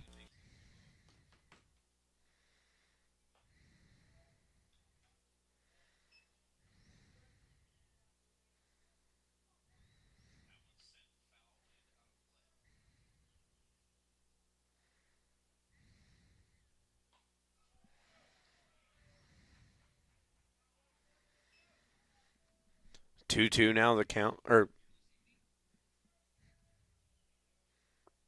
I believe the umpire signaled 2-2. As Jackson Reed gets bat to ball on that one, and that one's only a home run in an elevator shaft as Nicholson gets under that one for out number 1. At the plate, second baseman, number 28, William Nessler. William Nessler, now the batter here for the Jaguars.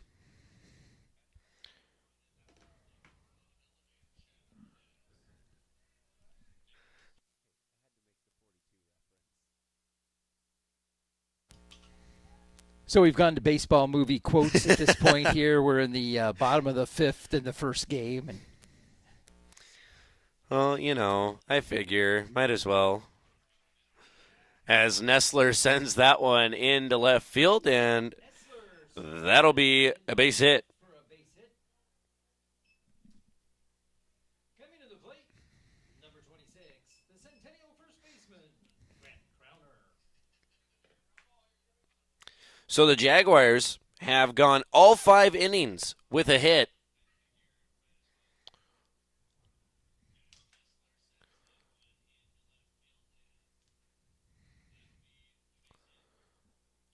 And looking to keep it going is Grant Crowner at the plate.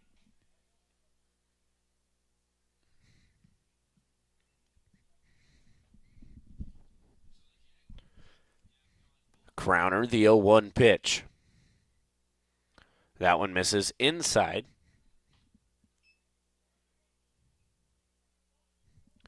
Crowner, a .250 hitter on the season with a .250 on-base percentage.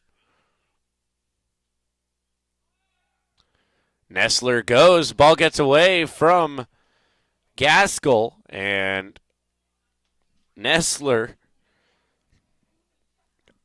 I think Nessler could have gone to third on that, but he decided to get down and dirty. He didn't see it make its way all the way to the backstop, or yes, he could have. English is easy for you, isn't it?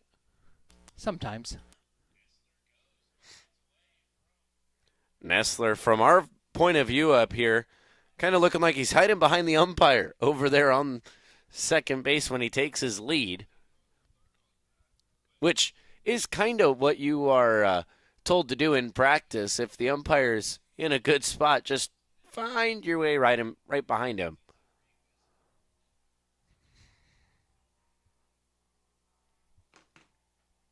High curveball misses. Fills up the count, 3-2.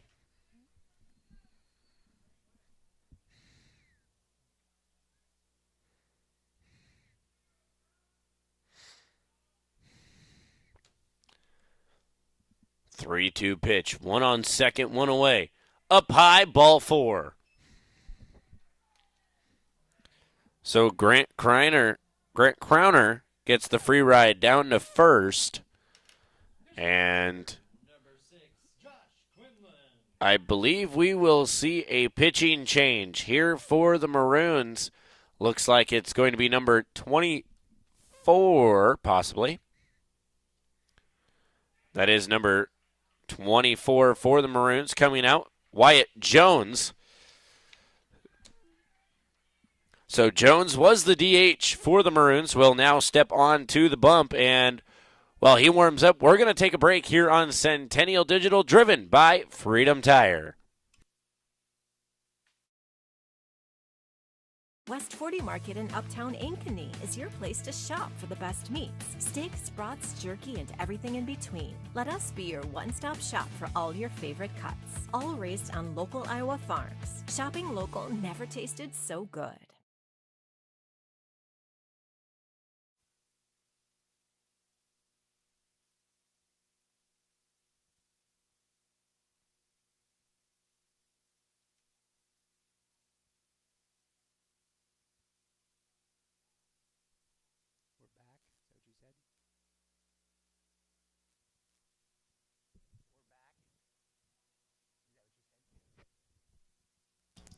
Well, while we're in the middle of a pitching change here, tell you what, I'll throw out a quick plug for our producer here to my right. If you're out there looking for somebody for senior photos or maybe some great wedding shots, how about Rusted Rose Photography? That's what she does when she's not up here in the booth. So check her out. Look her up online. Rusted Rose Photography, Rusted Rose Studios. All kinds of great work there, from sports shots to studio shots.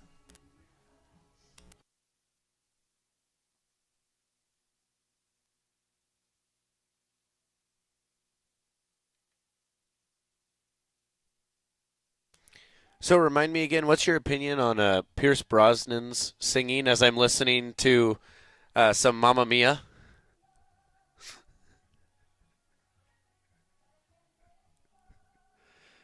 And a pinch hitter in for the Jaguars, number 29.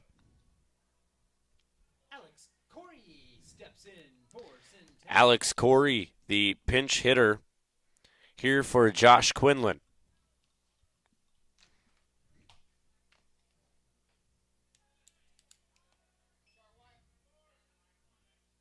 I only ask that question about Pierce Brosnan because I know everybody has their opinions on his singing.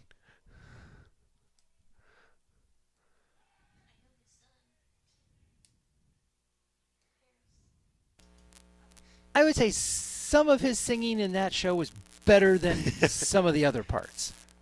Depended on the song for him. Okay, so let's go specific song. Let's go SOS.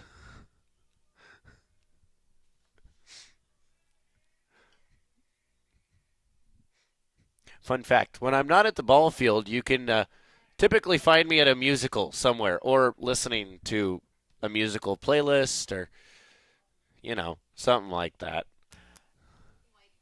I don't think that was his best effort in that movie for that particular one, no. I was always told growing up that Pierce Brosnan singing in that song was not good. As Corey will go down swinging. Wyatt Jones with the strikeout.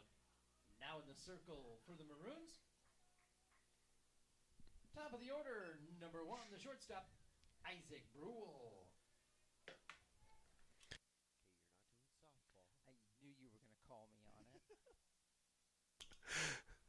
Isaac Brule now at the plate for the Jaguars. And Brule puts bat to ball on that one. Lynham sends the runner from third. No competition. Runners on first and second. Jaguars hang up one here in the bottom of the fifth. It's an RBI single for Brule. Here's the designated hitter, number 20, Nolan Powell. So now Nolan Powell will step up to the plate here for the Jaguars.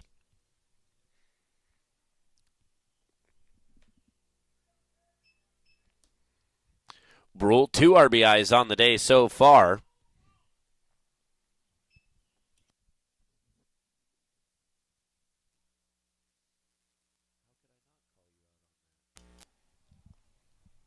And Just to clarify, it is a circle, but it's raised in the middle. So hey, I didn't say anything about it on the broadcast, so you're outing yourself on this. As I believe your words were, Wyatt Jones now in the circle for the Maroons. Nolan Powell tries to make the head dive first, and it'll be a 3U in the book to end the inning. Jaguars hang up one here in the bottom of the fifth. We head to the top of the sixth. Your score now in favor of the Jaguars, 5-4. Our phones were made to help us connect, and somehow they've made us less connected. Which is ironic, don't you think? Oh, I love this song so much. Let's find us again with Us Mode. U.S. Cellular, built for us.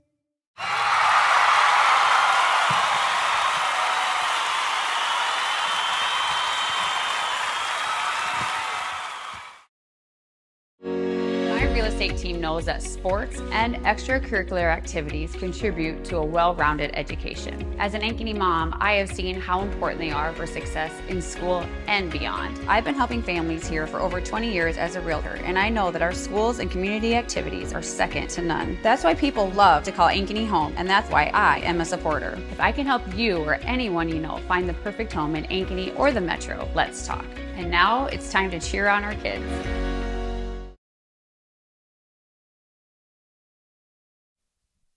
Welcome back to the ballpark here at Ankeny Centennial. First pitch from Starr here in the top of the sixth to Jack Gaskell. Is low and away in the dirt for ball one. Gaskell 0 for 1 here this evening. Fielder's choice in the third, base on balls in the second.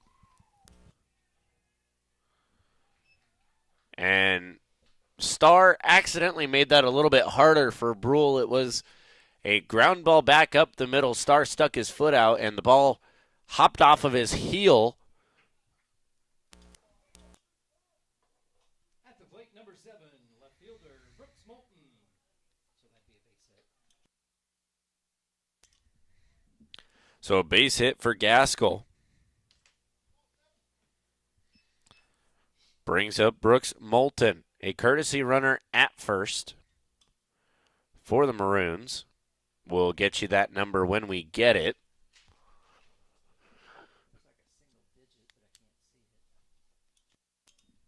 It is number 3 running at first. That is Blake Lawson.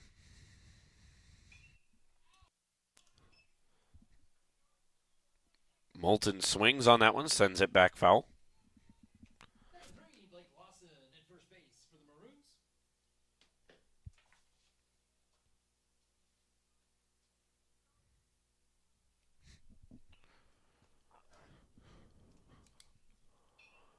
Another one sent foul and out of play.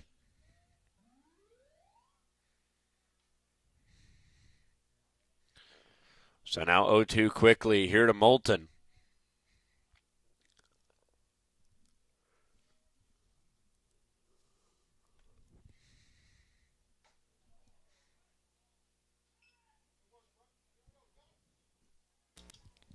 And good reflexes out of the number 9 hitter Moulton here for the Maroons as he throws himself down in the dirt to get out of the way of that one.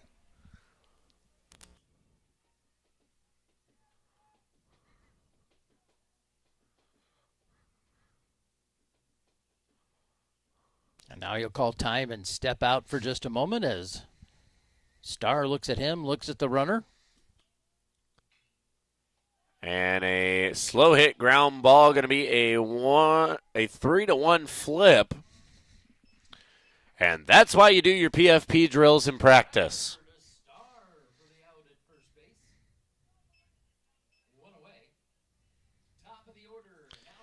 So now Carter Nicholson going to step up to the plate here for the Maroons, the shortstop. And did you happen to notice, Cade, both leadoff hitters wear number 1 and play shortstop for both teams? I did not. Fun fact, there you go.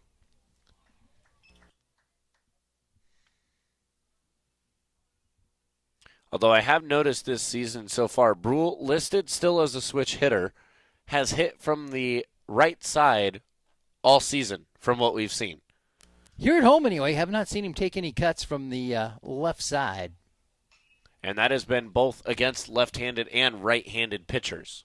Nice breaking ball there out of Starr, diving away from the hitter.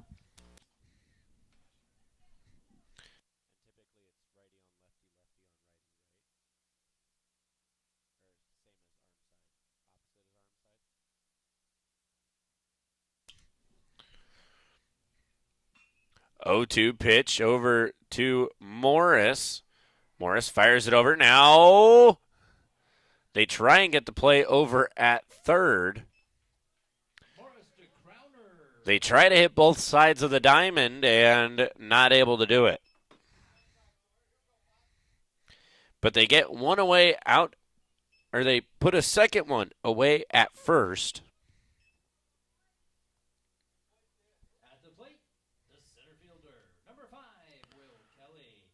So now Will Kelly steps up to the plate for the Maroons. Well, they tried the old 5-3, 3-5, but they only got the front half of it.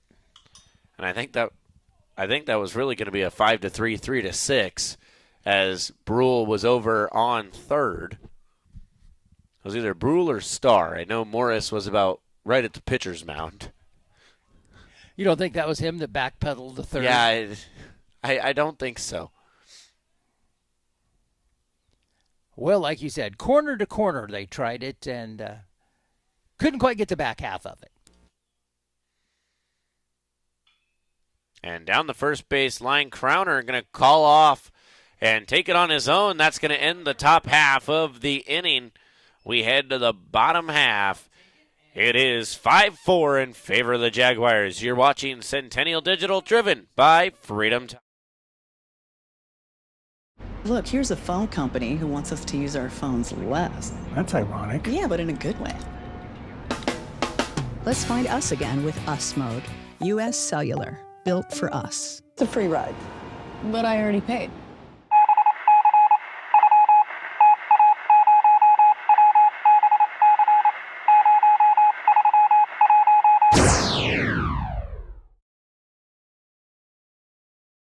All the pets in Ankeny can't wait to see us at Heart of Ankeny Animal Hospital. Located just south of Uptown, our family-owned and operated practice has yearly plans with monthly pay options. Your dog or cat can get routine and preventative care before you may ever even know they are sick. From dental care to x-rays to our own pharmacy, we love them like our own. Your pets are our pets at Heart of Ankeny Animal Hospital.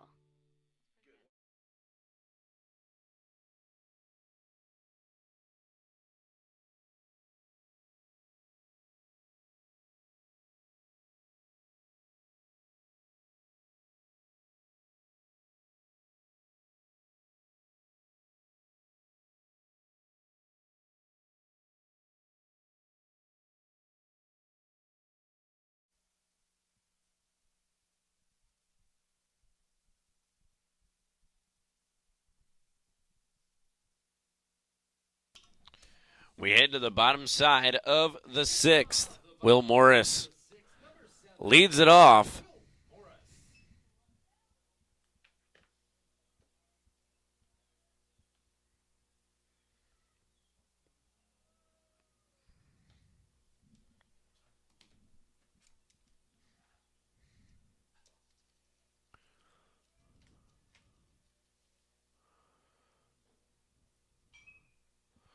Swings away at that one, sends it foul.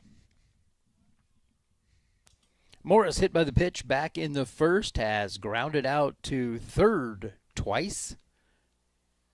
And that brings us here to the bottom of the sixth. His fourth plate appearance.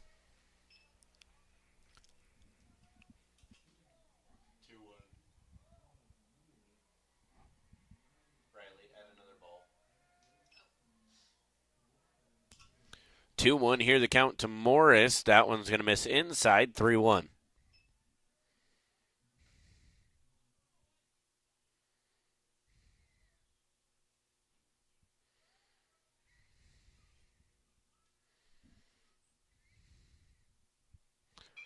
3-1 pitch. Morris sends it right back up the middle. And that'll be good for a base hit. Starting off the bottom of the sixth, here's the right fielder, number 24, Cohen Bowinkle. And now a pinch runner coming in for Will Morris. That'll be Darren Sievers, as I believe this means in the top half of the seventh, we will see Morris on the bump.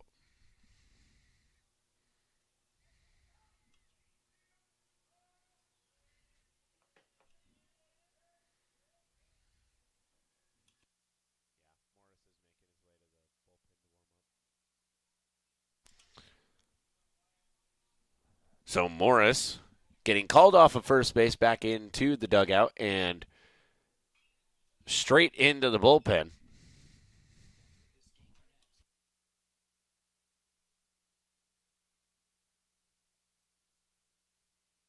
I guess you bring up a fair point.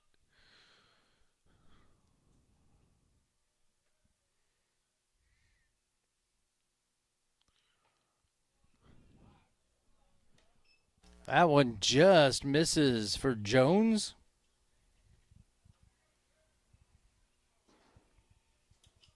But it looks like he's throwing bullpen, which typically I would think he would just be.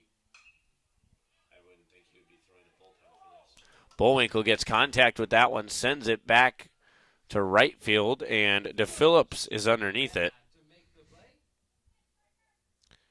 So an F9 puts one away. Brings up Reed Anderson, the right fielder. Left fielder, excuse me.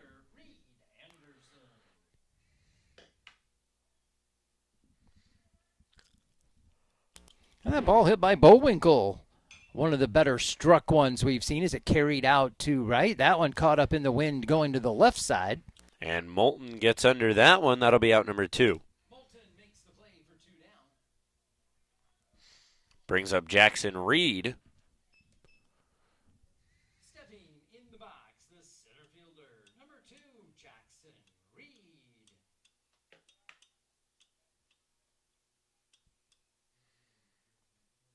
Inside.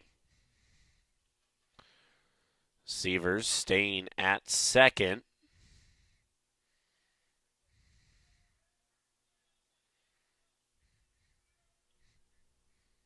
Well, we've got a fly to the right side, a fly to the left side, so Kelly in center field might want to be awake for this one.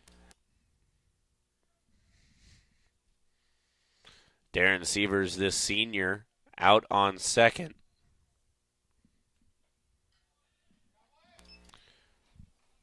Reed at the plate here in game number 1 is 1 for 3 with a single back in the third. Chance to pick up a ribby here with a base hit. The 1-1. Going to be off the elbow, and well, that's not the hit I was talking about. He will get on base with a hit by pitch.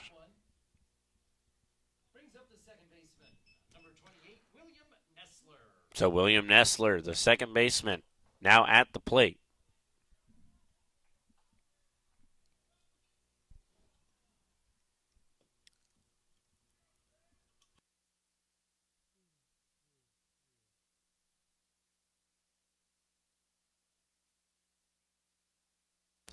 Centennial runners at first and second here with 2 away in the bottom of the 6th. Leading this one by the slimmest of margins, 5-4.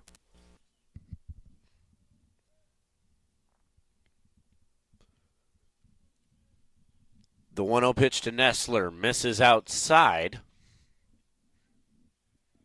Oh, come on. You can do better than that. It wasn't far enough outside. Quoting baseball movies and you let that one go.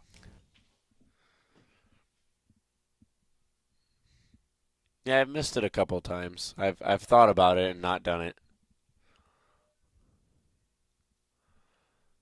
The 2-0. Misses inside. Gaskell, a nice block. Is that one out of the dirt? Keeps the Centennial base runners at first and second. So 3-0. Take sign has to be on here in this one. 3-0 two-away bunt shown. And that'll be strike one. And the automatic call on 3-0.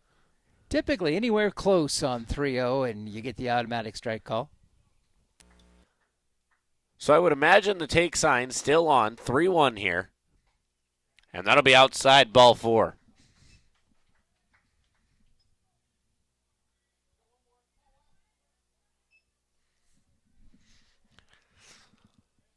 So we go to Grant Crowner with bases loaded.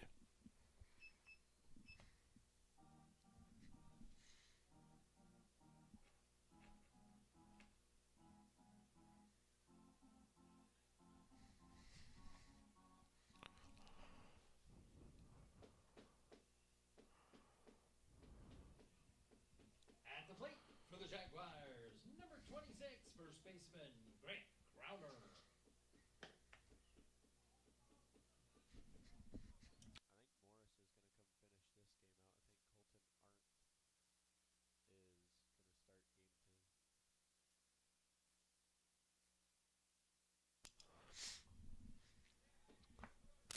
Well, opportunity here for Crowner to break this one open with only 3 outs left for the Maroons. Right now, Jags up by 1, but bases full of Centennial runners. 1-0 pitch here to Grant Crowner. Swung on, sent back up the middle. And it's going to be a 4-3, and that'll end the inning. We go to the top of the 7th. Here, Jaguars still lead 5-4. Dear cable internet, I've met someone I can rely on, who moves my speed and is okay with how much I work. I'm sorry, but US Cellular Home Internet and I just have a stronger connection. Get connected with US Cellular's home internet for just $39.99 when bundled with a wireless plan, plus a 3-year price lock guarantee. US Cellular, built for us.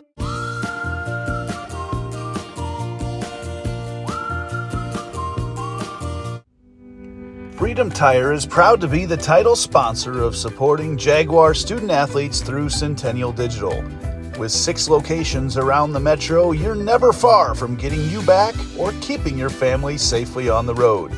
Our certified staff and state-of-the-art technology means you can take comfort knowing you've got the best work at the best prices. Come see us at Freedom Tire, a proud supporter of Centennial Digital.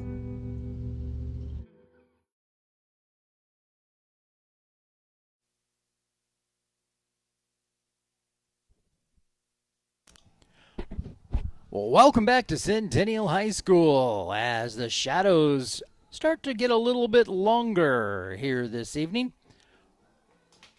We're headed to the top of the 7th. Centennial, a 1-run lead with 3 outs to go. Cade, back to you. We're getting ready to go. The first batter up for the Maroons going to be Jack Barrett.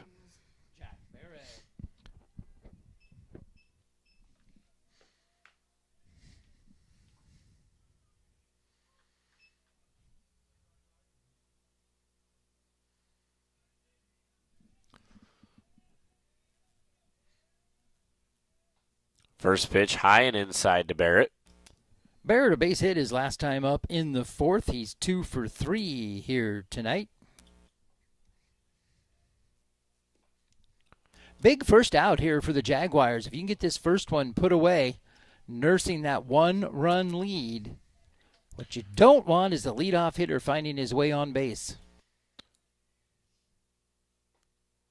And there's strike number 2, or that'll be strike number 3, excuse me, to Jack Barrett. Star with a strikeout for 1 away. Brings up the designated hitter, number 24, Wyatt Jones. So choose to believe me if you want. if you don't believe me, I don't blame you. That is the first strikeout of the game, as that one sent foul by Wyatt Jones, the now pitcher.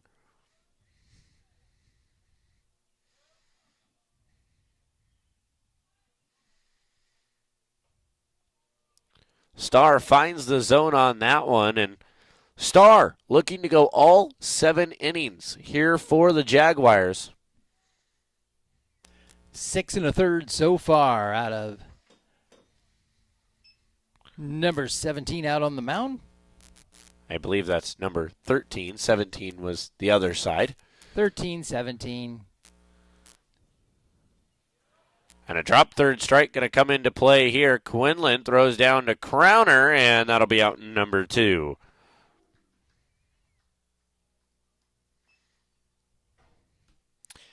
And that'll bring up the right fielder, Parker DePhillips. Number 2, right fielder, Parker DePhillips.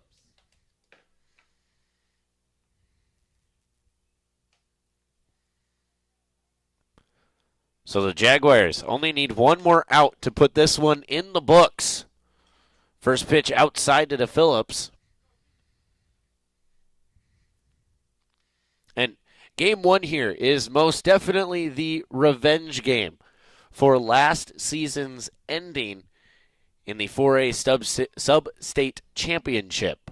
Well, it has potential to be. Let's not ring it up there just too quickly. I'll knock on wood. Why are you hitting me in the head? I don't know, but it sounded pretty hollow. Brule throws it over to Crowner, and that's going to do it. Out number 3.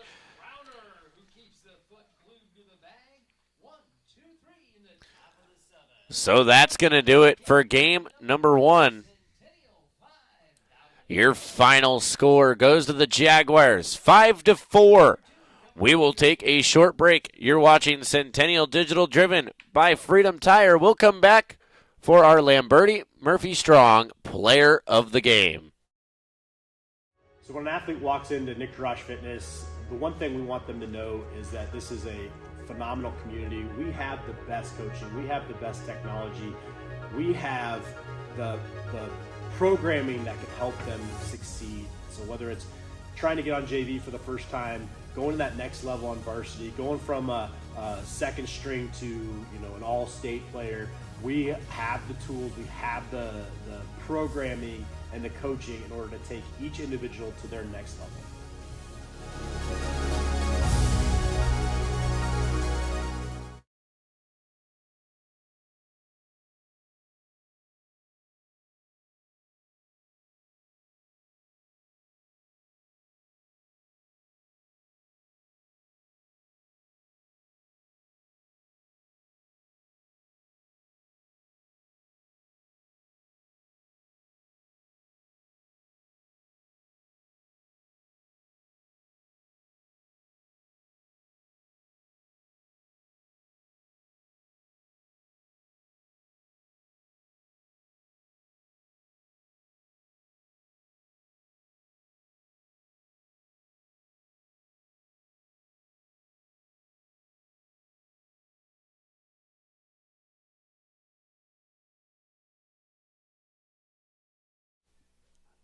We go to our Lamberti Murphy Strong Player of the Game here in game number 1, and it's going to go to Eli Starr.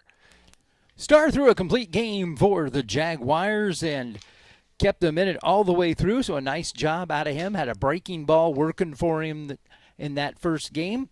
So, Starr, your player of the game. With that, we are going to take a break once again. Game number 2 coming your way here shortly. It's Jaguars Maroons at Centennial. You're watching Centennial Digital, driven by Freedom Tire. West 40 Market in Uptown Ankeny is your place to shop for the best meats, steaks, brats, jerky, and everything in between. Let us be your one-stop shop for all your favorite cuts, all raised on local Iowa farms. Shopping local never tasted so good.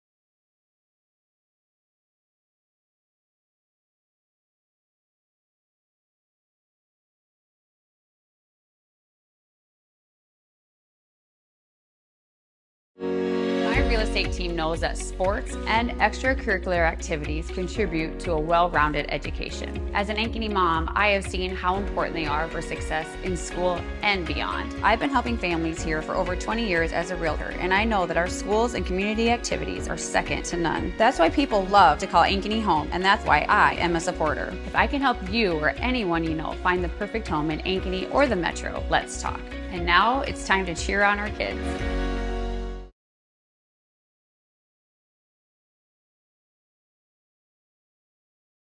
All the pets in Ankeny can't wait to see us at Heart of Ankeny Animal Hospital. Located just south of Uptown, our family-owned and operated practice has yearly plans with monthly pay options. Your dog or cat can get routine and preventative care before you may ever even know they are sick. From dental care to x-rays to our own pharmacy, we love them like our own. Your pets are our pets at Heart of Ankeny Animal Hospital.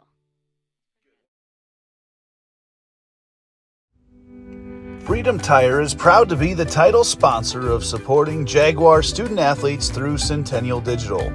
With 6 locations around the Metro, you're never far from getting you back or keeping your family safely on the road. Our certified staff and state-of-the-art technology means you can take comfort knowing you've got the best work at the best prices. Come see us at Freedom Tire, a proud supporter of Centennial Digital.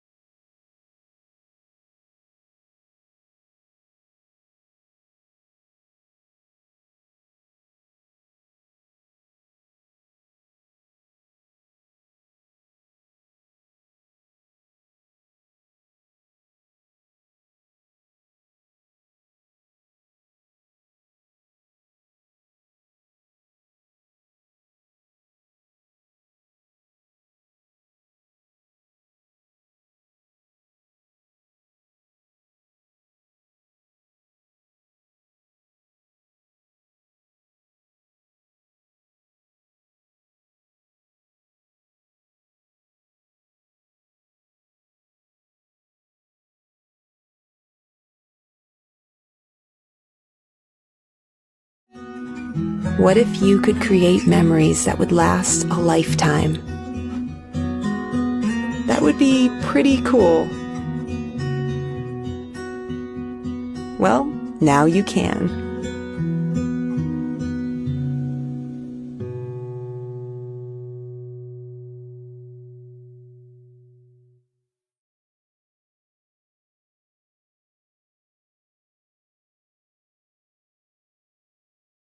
Dear cable internet, I've met someone I can rely on, who moves my speed and is okay with how much I work. I'm sorry, but US Cellular Home Internet and I just have a stronger connection. Get connected with US Cellular's home internet for just $39.99 when bundled with a wireless plan, plus a 3-year price lock guarantee. US Cellular, built for us.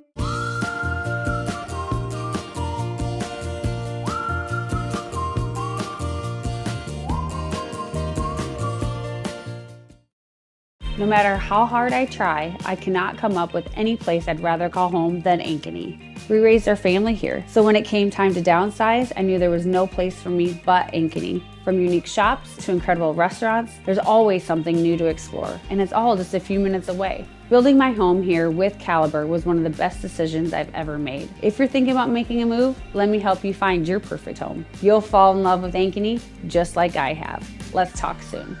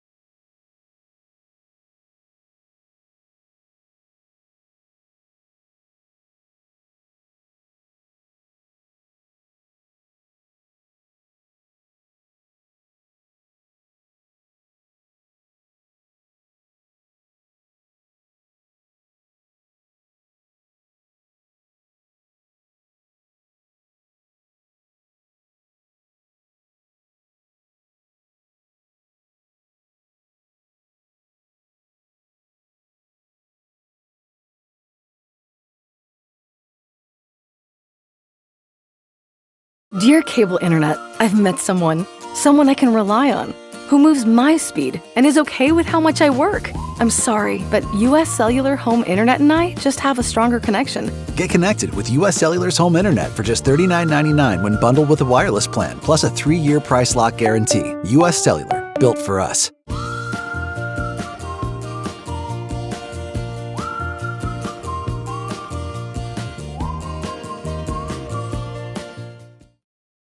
So when an athlete walks into Nick Garage Fitness, the one thing we want them to know is that this is a phenomenal community. We have the best coaching. We have the best technology.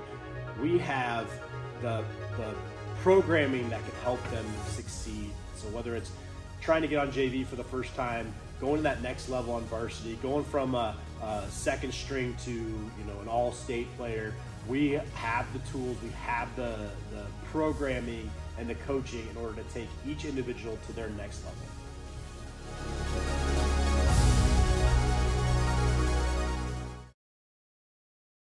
West 40 Market in Uptown Ankeny is your place to shop for the best meats, steaks, brats, jerky, and everything in between. Let us be your one-stop shop for all your favorite cuts, all raised on local Iowa farms. Shopping local never tasted so good.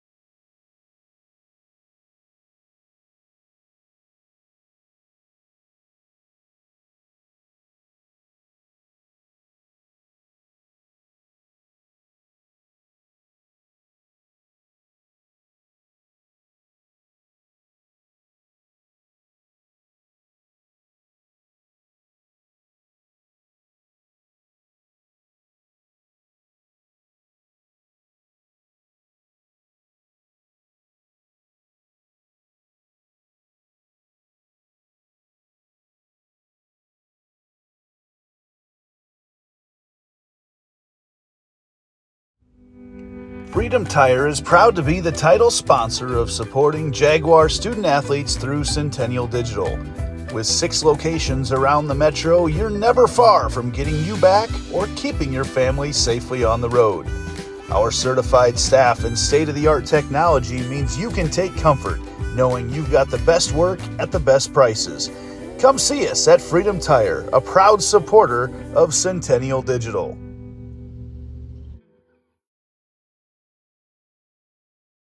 Look, here's a phone company who wants us to use our phones less. That's ironic. Yeah, but in a good way. Let's find us again with Us Mode. U.S. Cellular, built for us. It's a free ride. But I already paid.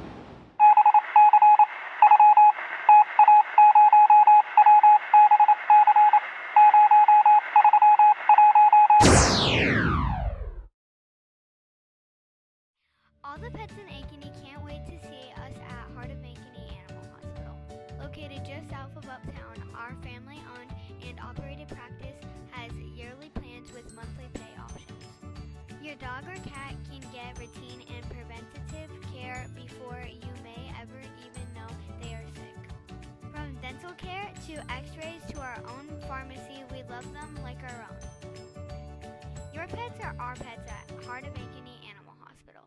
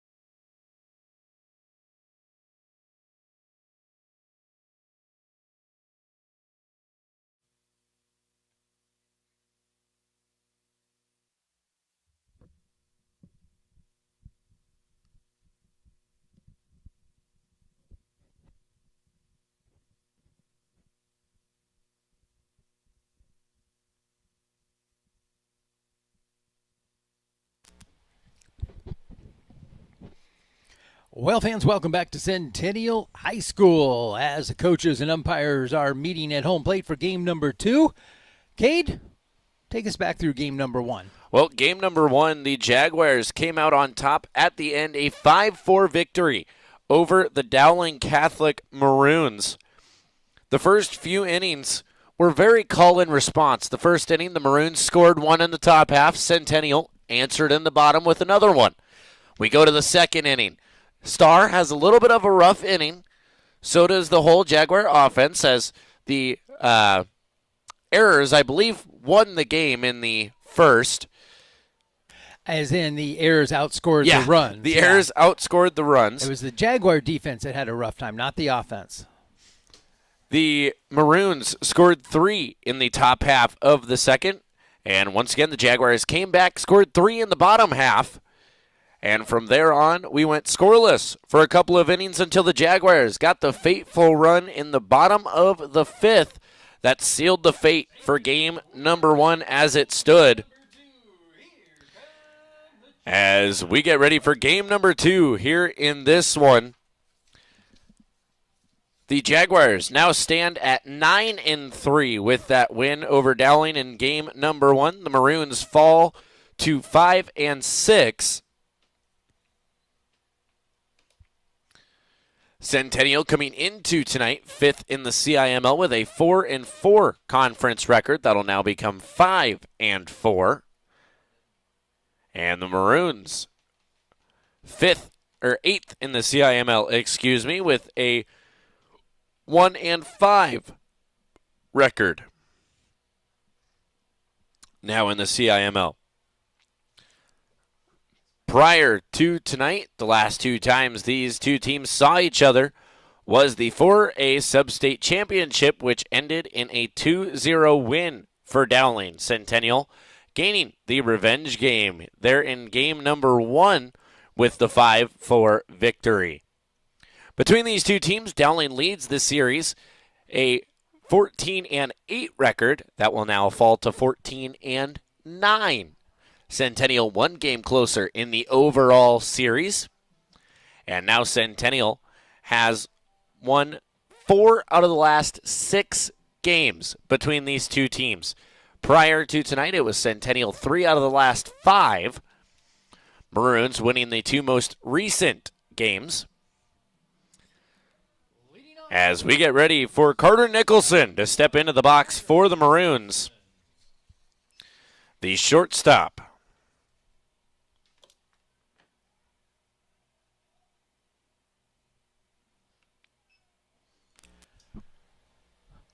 A little CCR leading us into game number 2 here with center field, and we are underway.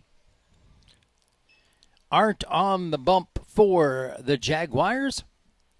The battery here in game number 2, Arndt to Miller. As Nicholson going to put bat to ball on that one, and it's going to drop right in the glove of Jackson Reed in center.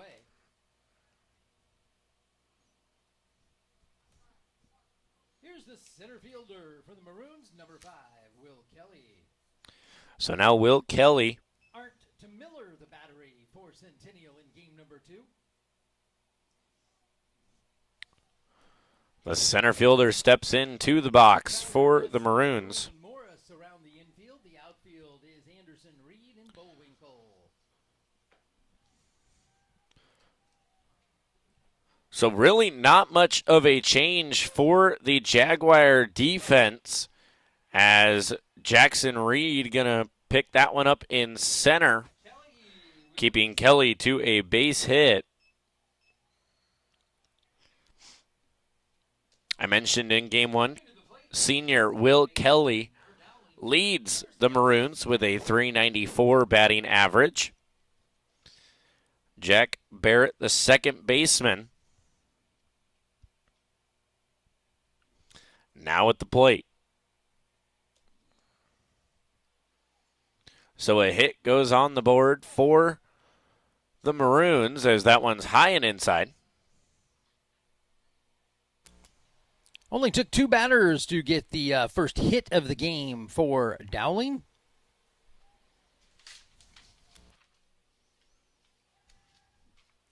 Game number 1, the Maroons did not get a hit in the first. Barrett at the plate. 2 for 4 in the first game.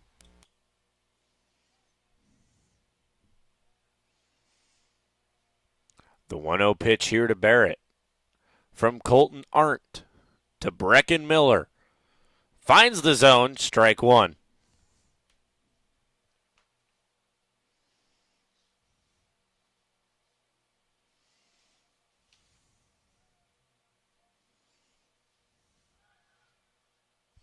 Runner goes. Throw down to second. Safe. Great backhand stop there out of Miller.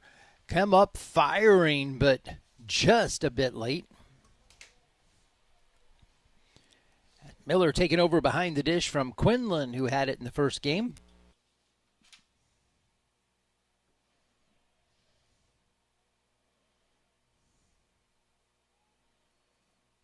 Barrett calls time, steps out of the box.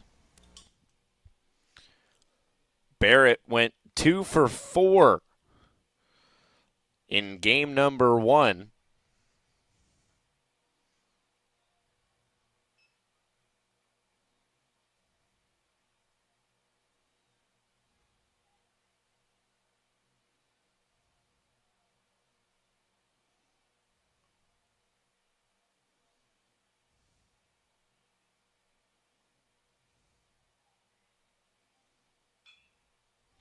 As Barrett going to send one over to Brule. Brule over to Crowner, and that'll be out number 2.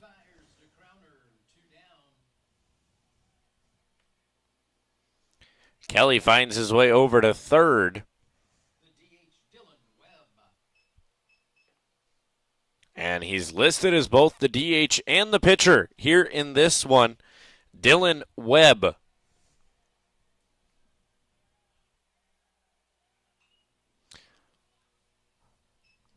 That one just out of play.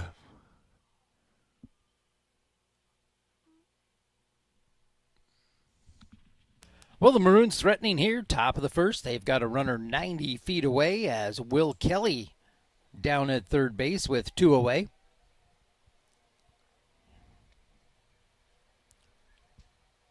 The 0-1 swung on. Foul tip, strike 2. Colton Arndt could end the inning right here. 1 strike is all he needs. And he'll get out of the inning scotch-free, and there it is. The strikeout for out number 3. We head to the bottom of the first. You're scoreless. You're watching Centennial Digital, driven by Freedom Tire. What if you could create memories that would last a lifetime? That would be pretty cool. Well, now you can.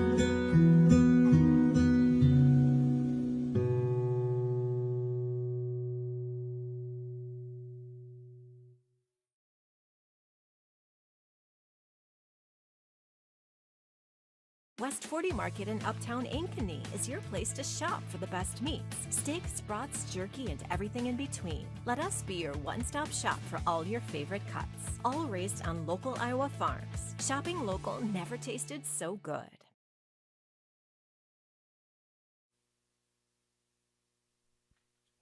Yes, it is. That's Webb on the mound. Welcome back to the ball field here at Ankeny Centennial. The pitcher for the Maroons, Dylan Webb, making his appearance here tonight. Jones back behind the dish. Moulton at first, Barrett at second, Nicholson at short, Nahas at third. The outfield, left to right, is Wilson, Kelly, and DePhillips. Webb to Jones battery for the Maroons here in the second game. Around the horn, it is Moulton, Barrett, Nicholson, and Nahas. The outfield, left to right, Wilson, Kelly, and DePhillips.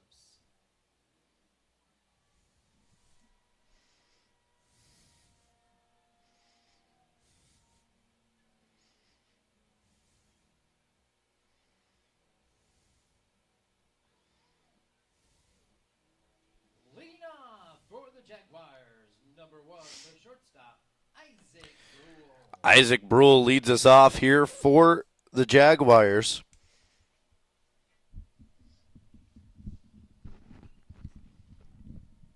And Brule takes a hack at the first pitch, sends it out of play. Isaac 2 for 4 in the first game, singles in the second and the fifth.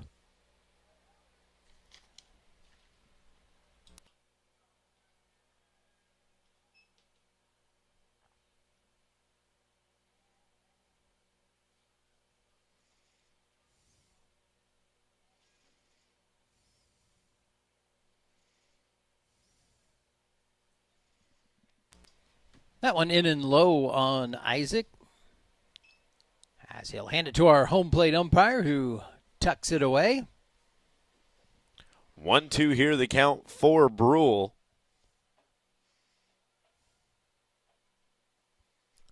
And swings at that one. That'll be out number 1.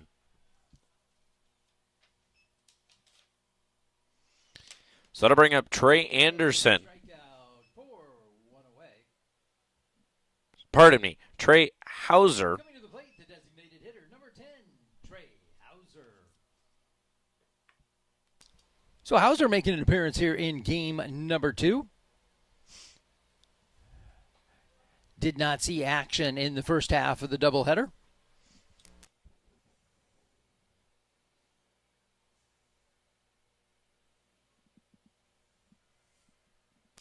A little footwork to get out of the way of that one.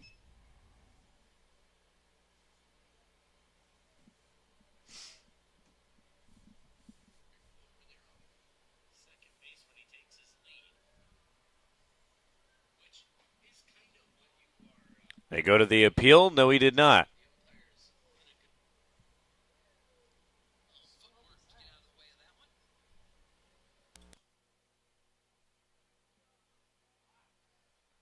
That one finds the outside portion of the zone, makes it 1-2.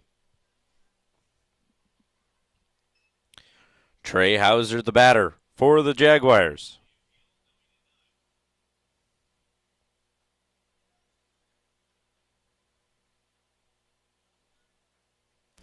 And that one missing high and away. So we run the count full.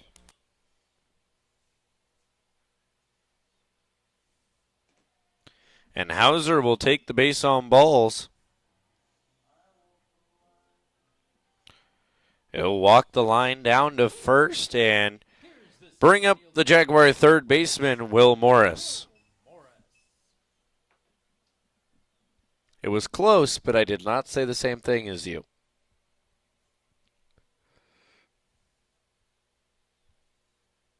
First pitch finds the outside portion of the zone. Missed being a ball.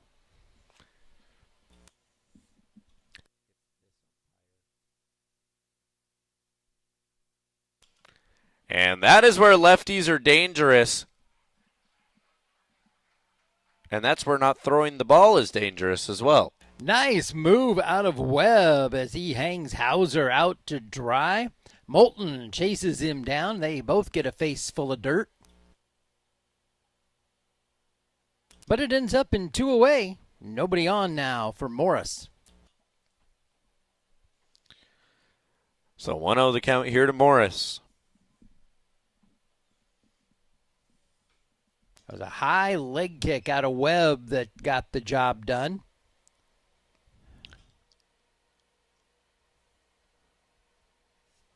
You know, I got to say, I never got to show off my lefty move. Then again, I was a pitcher for all of 1 game, in which I gave up about 15 different hits, if I remember correctly. The pitching debut and closing of Khadid Tomlinson on the mound. And yet you still forgot my warm-up song. I will never let you live that down. I blame my performance on you. Sorry, I was rattled to see you take the mound. Yeah, I believe it was you and Riley up here that night, or was it you and Jeff up here that night? And Jeff goes, "Is that Kate on the mound?" And you go, "Wait, what?" Something like that, yeah. Kate who? I was taking pictures, so you remember it.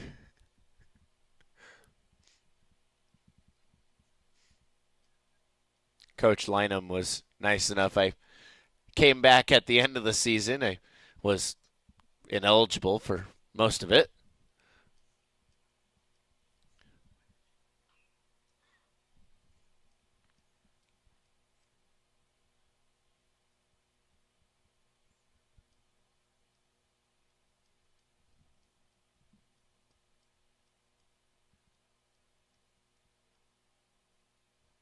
2-2 count here to Morris.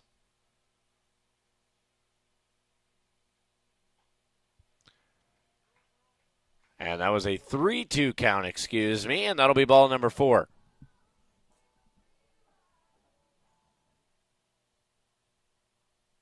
The Jaguar cleanup hitter, number 24, right fielder, Cohen Bowinkle.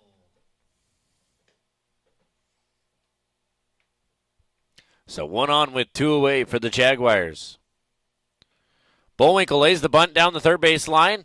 Webb going to pick it up. The throw not going to be in time, and a beautiful bunt from Bullwinkle. Bullwinkle, your cleanup hitter, catches everyone on the defensive side napping as he lays a beautiful bunt down the third base line. No play, no throw even made as he beats it out down the line. And to mention, that was a 2-out bunt. A 2-out bunt from Bullwinkle puts runners on first and second, and a mound visit now being called for the Maroons. And it looks like a screaming line drive in the scorebook. Just says base hit. Perfectly placed.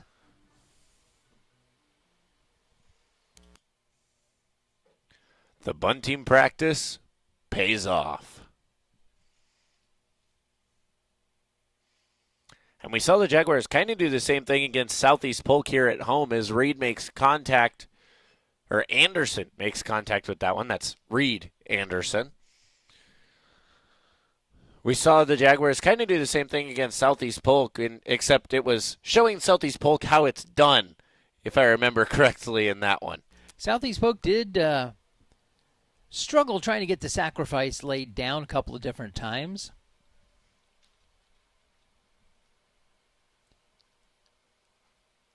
I know the first time did not come back to haunt them as they still pushed 3 across that inning anyway, so they got away with it in that instance anyway.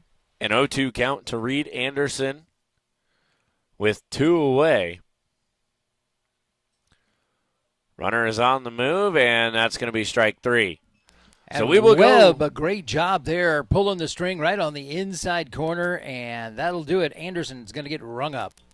We will go to the top half of the second. We're scoreless. You're watching Centennial Digital Driven.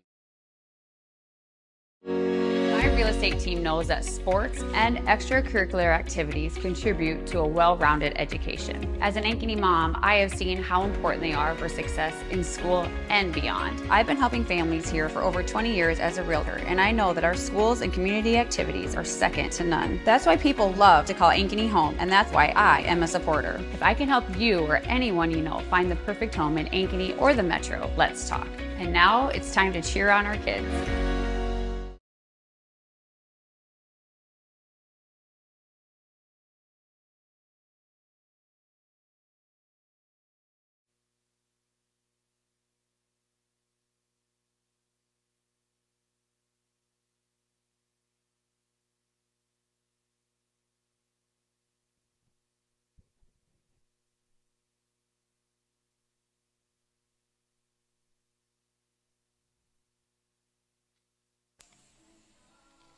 Colton Hart warming up on the bump here, getting ready to start the top half of the second inning for Centennial. Miller behind the plate as he'll take it down.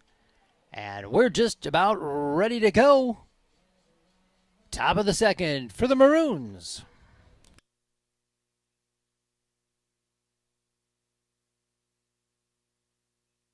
Stepping in for Dowling, the right fielder, number 2, Parker Phillips. Parker to Phillips, the first batter up for the Maroons here in the top of the second.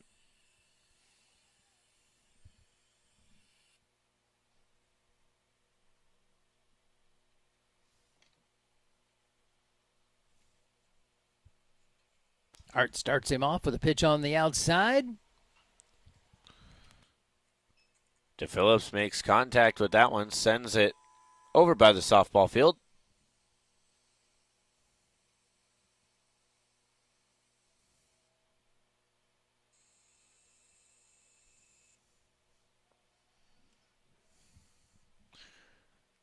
That one left up high.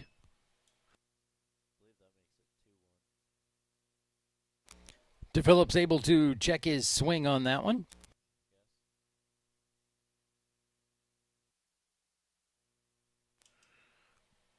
And I believe it is a 2-1 count here as that one's inside, makes it 3-1.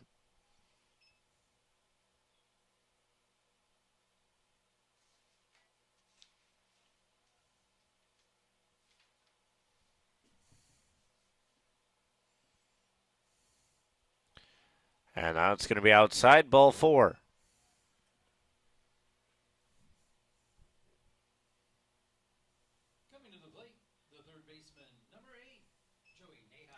So now Joey Nahas steps to the plate for the Maroons, excuse me.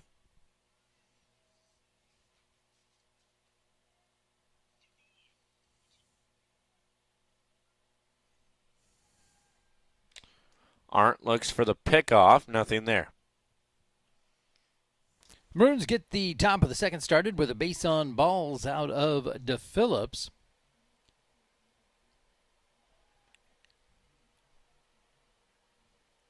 Arndt again chases him back.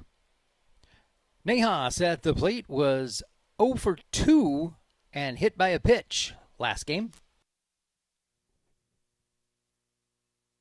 He'll watch that one down and in.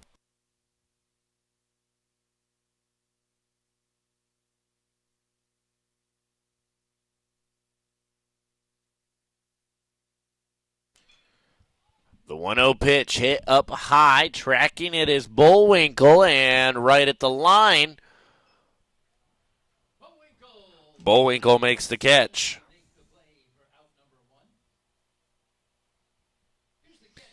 And then keeps the base runner at bay. So the runner stays on first, and Wyatt Jones is now up to bat. Bullwinkle looking right up into that sun as it starts to fall down in the sky. That Canada wildfire smoke might be helping him in a little bit, breaking up the Rays, not There making goes it the runner. as intense. The runner will go to second as the ball makes its way to the backstop. And a good thing there for the Jaguars that DePhillips not really paying attention. He went to the dirt. Had he stayed on his feet, he'd have been standing on third now with that ball making it all the way to the backstop.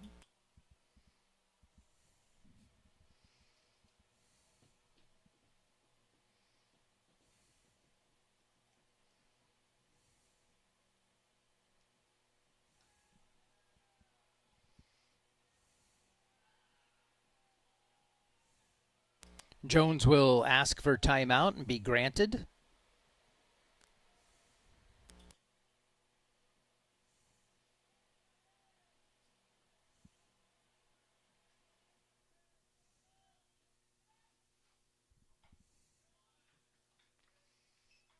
Art gets that one past him.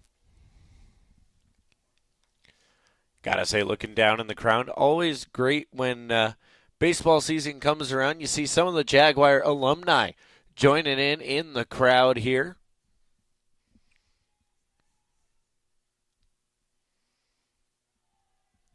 That's when it starts to feel like summer. You've got alumni home from college, able to take in a game or two as they're back with us. And then you've got those that are alumni that have other things to do, like Joey Oakey, working his way up through the minor leagues.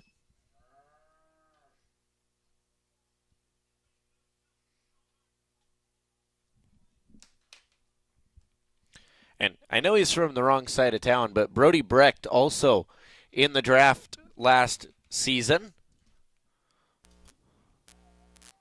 Brody, a part of the Colorado Rockies ball club.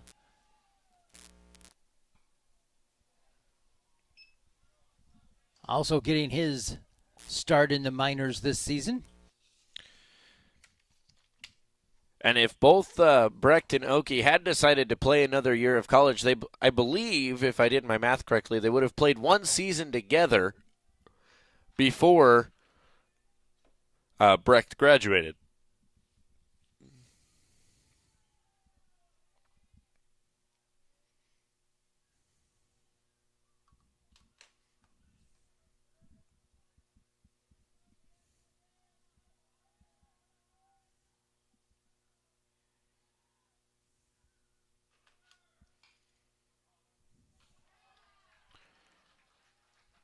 And that'll be out number 3. Brule takes care of the line drive himself. Isaac Brule, right place, right time. So that was a double then, right? Double play.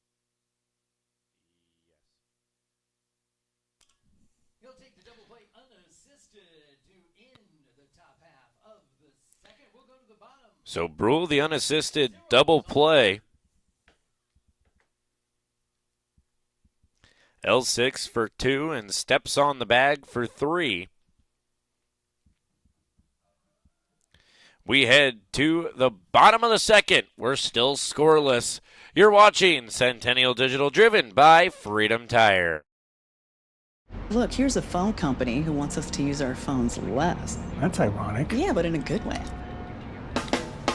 Let's find us again with Us Mode. U.S. Cellular, built for us. It's a free ride. But I already paid.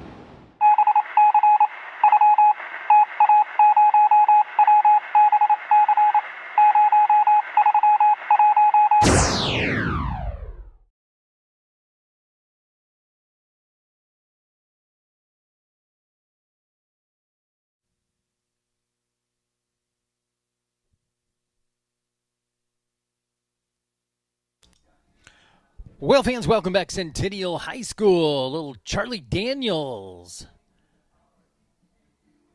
The Devil went down to Georgia as we get set here for the bottom half of the second. Jaguars coming to the plate. It'll be the 6, 7, and 8 hitters.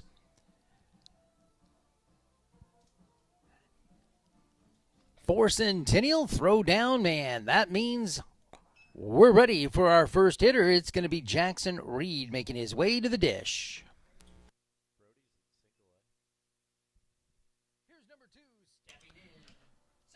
Jackson Reed now at the plate for the Jaguars. Dylan Webb still the pitcher for the Maroons. First pitch swinging from Jackson Reed.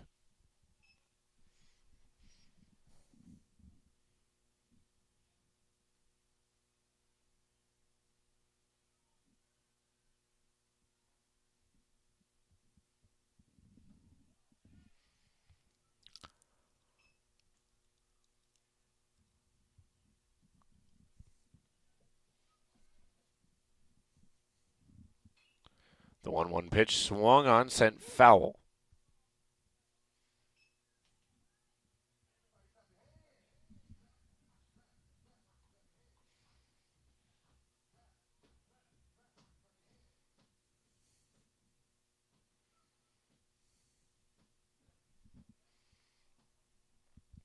So now the 1-2 pitch here to Jackson Reed.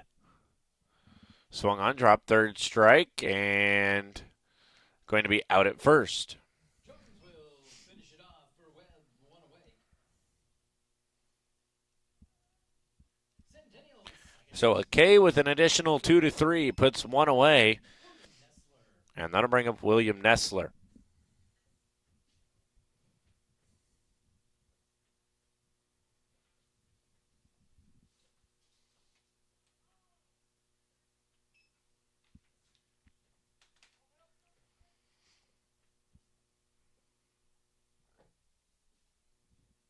The 1-0.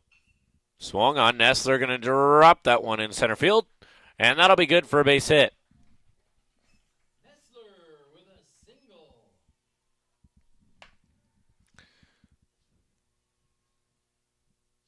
Coming to the plate, number 26, first baseman, Grant Crowner.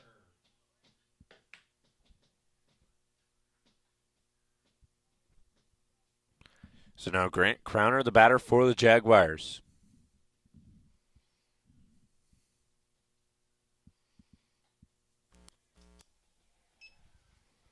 Centennial with a base runner here now in the second.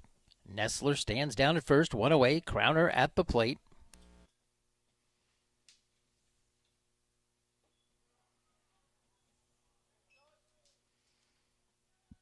Crowd moaning with that call.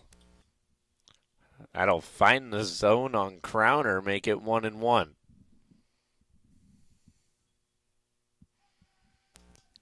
The pickoff attempt to first, nothing there. Crowner 1 for 2 with 2 base on balls in the first game. Coming around to score in the bottom of the second. One of the 3 runs that inning for Centennial. I want to find low and away in the zone, make it 1 and 2.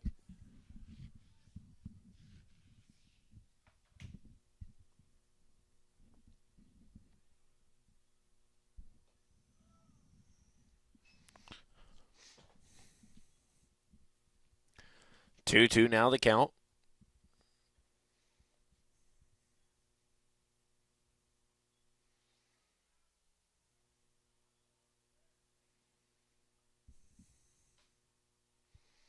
Misses up high, full count.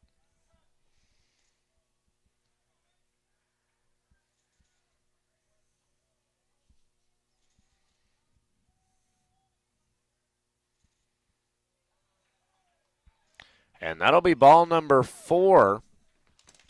Crowner will get the free ride down to first.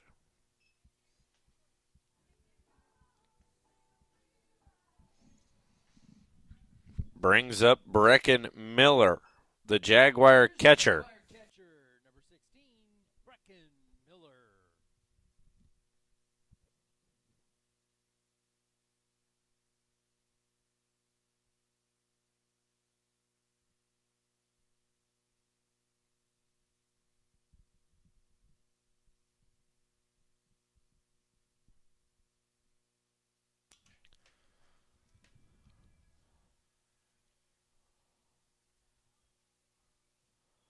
The 0-0 to Brecken Miller, high and inside.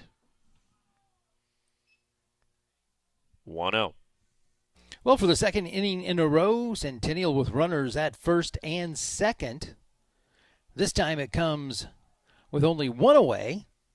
2 down last time they got here.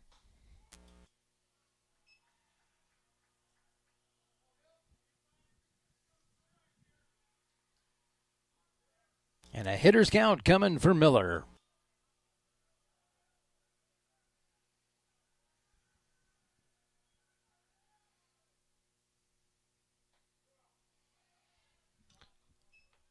The 2-0 turns into a 2-1.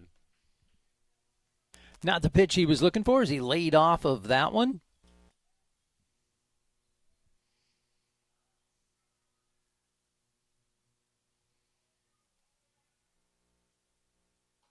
The 2-1 heater turns into a 2-2 count.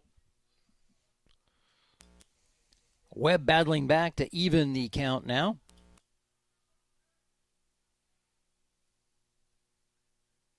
Nestler dancing around down at second, trying to draw attention.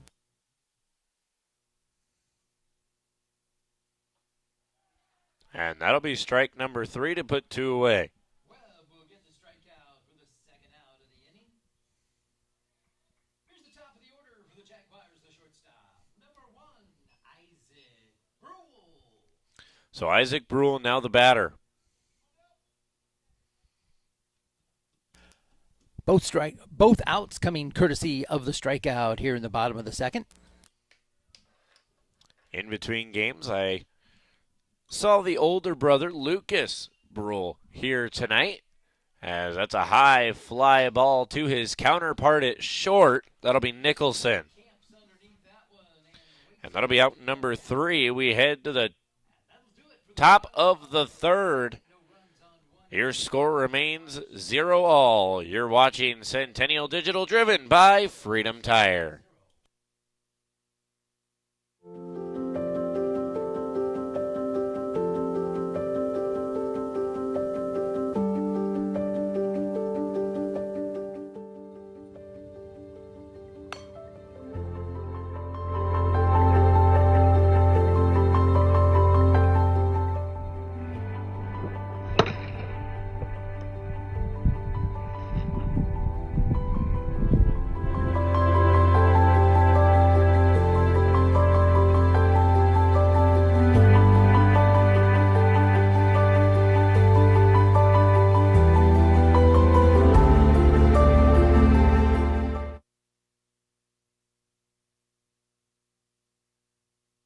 West 40 Market in Uptown Ankeny is your place to shop for the best meats, steaks, brats, jerky, and everything in between. Let us be your one-stop shop for all your favorite cuts, all raised on local Iowa farms. Shopping local never tasted so good.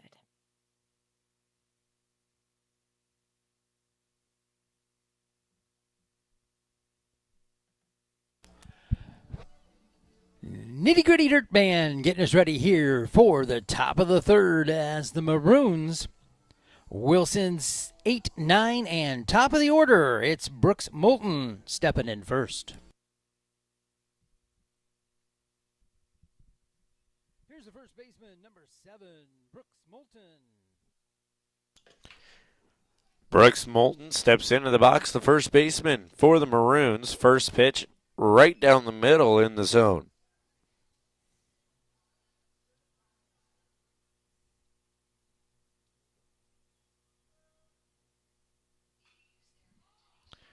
Gets contact on that one. Moulton not happy with it, and Bullwinkle will find his way underneath of it.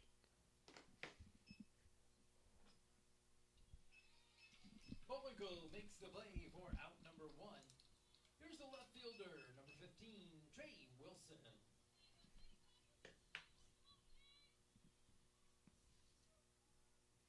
Trying to find out, do we know what they scored game 1 was across the way? Not off the top of my head. And contact with that one will be over to Morris, and it's Morris to Crowner. That's out number 2. Morris makes fast work of it for 2 down. Maroon leadoff hitter, number 1, the shortstop, Carter Nicholson. Well, the Jaguars doing what they need to do, trying to be on the field for as little time as possible. More time at bat, less time out in the field. And a quick 2 outs here in the top of the third. And Total of about 4 pitches. You know, now that I say that about them being quick in the field and taking longer at bat, it's going to take a while for us to get out of the top half of this inning. Announcer's jinx.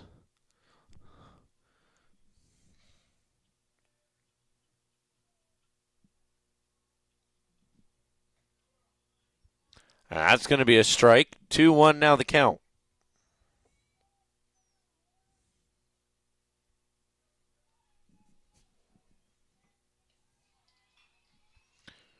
Hard contact. Going to be dropped into center field, and that'll be a base hit. Looking for extra bases. Not going to have it. Nicholson with the base hit. Here's the center fielder, number 5, Will Kelly. So the center fielder, Will Kelly, now steps into the box. Kelly had the first hit for the Maroons in the first.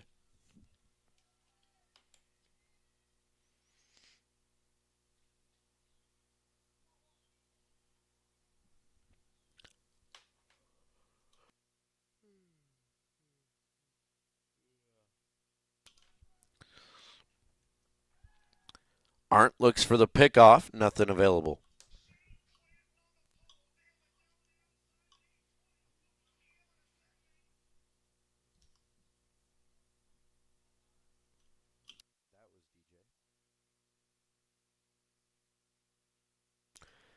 The 0-0 ends up outside 1-0.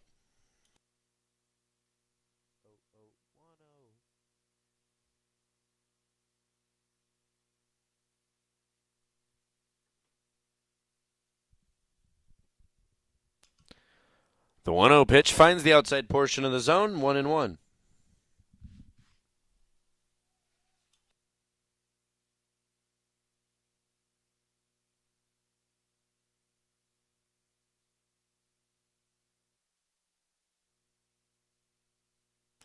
Pickoff back to first. Runner back safely. Well, Kate, as you said, back in the first, it was Kelly with a base hit, made it around a third before being stranded there.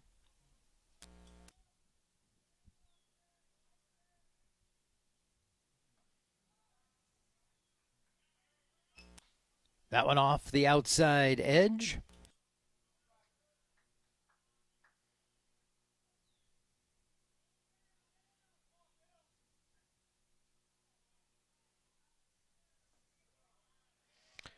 And that'll be out number 2.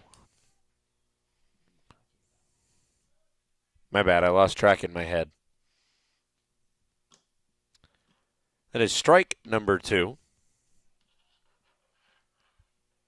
That's what I meant to say. There is out number 3. We head to the bottom of the 3rd. It is still 0-all. You're watching Centennial Digital, driven by Freedom Tire. Phones were made to help us connect, yet somehow they've made us less connected. Which is ironic, don't you think? We try to put our phones down, but we need to pick them up to see the menu. We can't watch something without also watching something else. Ironic. Ironic. But look, here's a phone company who wants you to use your phone less. That's ironic. Yeah, but in a good way. Let's find us again with Us Mode. U.S. Cellular, built for us. Traffic jam. Ugh, and I'm already late.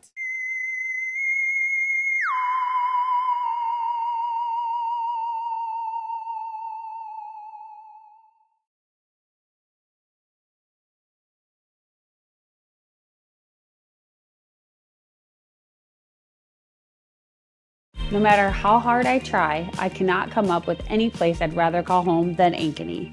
We raised our family here, so when it came time to downsize, I knew there was no place for me but Ankeny. From unique shops to incredible restaurants, there's always something new to explore, and it's all just a few minutes away. Building my home here with Caliber was one of the best decisions I've ever made. If you're thinking about making a move, let me help you find your perfect home. You'll fall in love with Ankeny just like I have. Let's talk soon.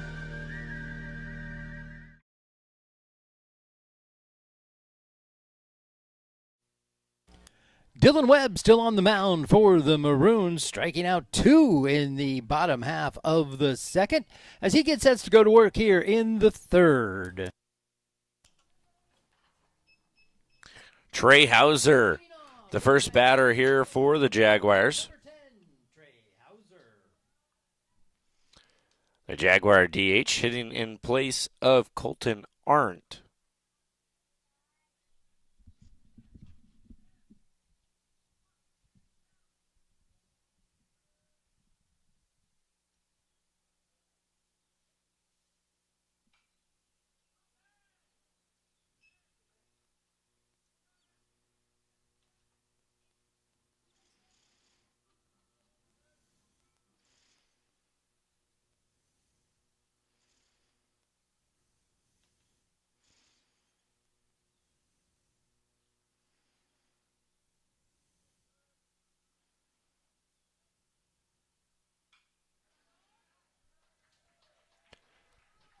That one's going to be dropped in for a base hit by Hauser.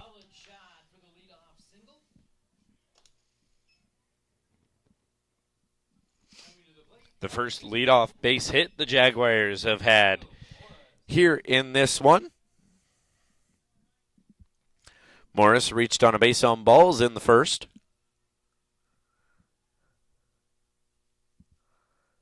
That went inside. Moves him back off the plate just a bit. And so the Jaguars get rid of that goose egg under the hit section. Their first one of the game.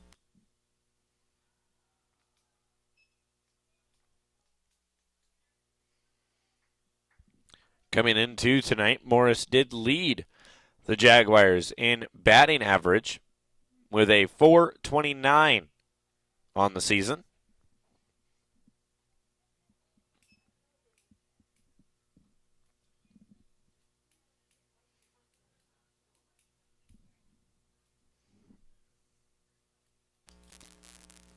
Trey Hauser, fairly safe lead down at first.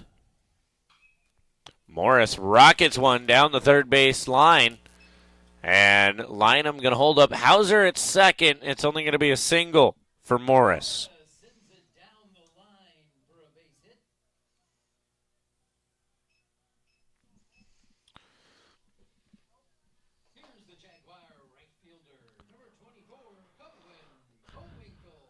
So now Cohen Bullwinkle at bat. Runners on first and second. Bowinkle, beautiful bunt last time up. Was bunting for a base hit this time. Corners are in for the Maroons. Goose, it is time to buzz the tower. Result of that bunt he laid down last time. This time, if he lays it down, he'd be looking for the sacrifice, moving those runners up with nobody out here. Bottom of the third.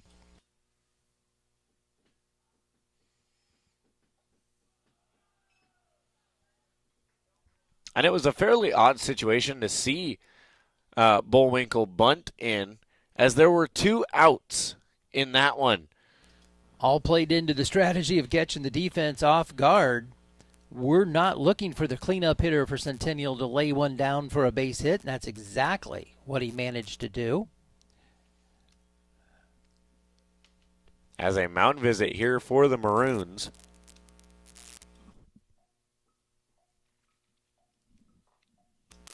Centennial, a little something cooking here in the bottom of the third. 2 on, no out. A cleanup hitter at the plate. Maroons possibly just trying to break up the momentum of the Jaguars there, as the Jaguars had back-to-back base hits. Bullwinkle, 2-0 count, no one away, runners on first and second.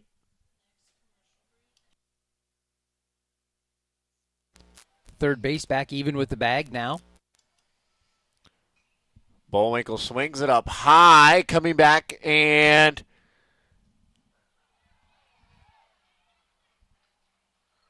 nice catch behind the plate. Jones tracks it down. 1 away. Here's a left fielder, number 8, Reed Anderson. I saw no signal. So nice play by Jones there, getting underneath that one. We got back there and kind of made a swiping snag at it, but came up with it in the catcher's mitt, so nice play. I was waiting on a motion from the umpire and didn't get it. You're still waiting.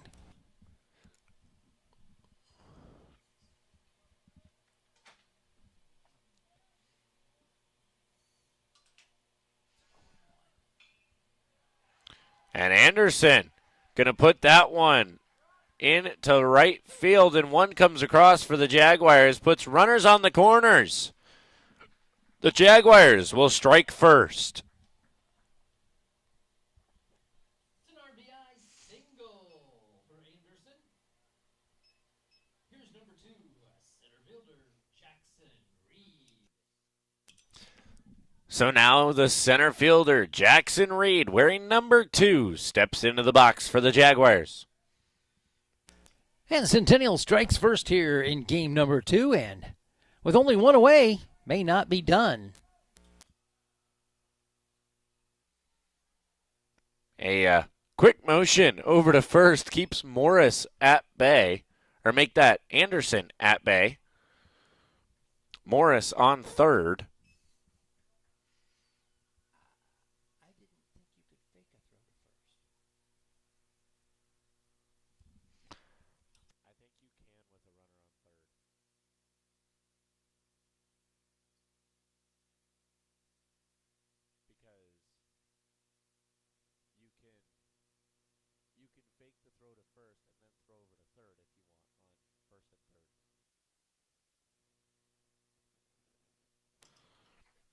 That pitch misses the zone outside, 0-1.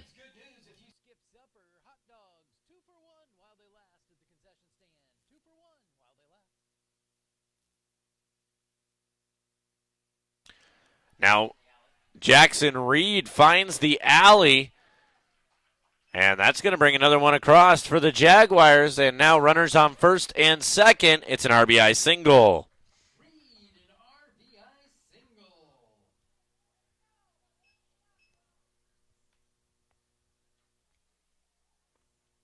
So the Jaguars hanging up 2 in the bottom of the third.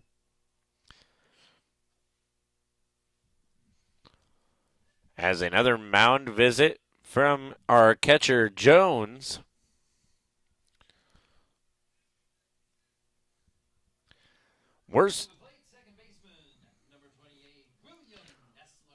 We are still one away here in the bottom of the third.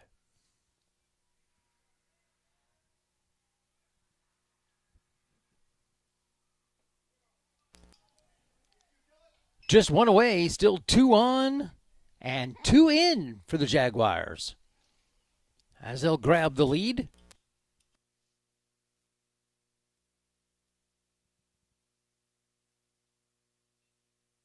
And the sunglasses come off.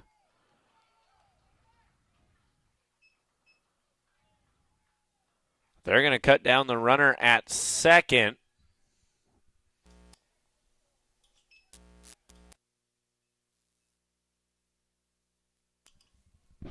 Keeps runners on the corners for the Jaguars.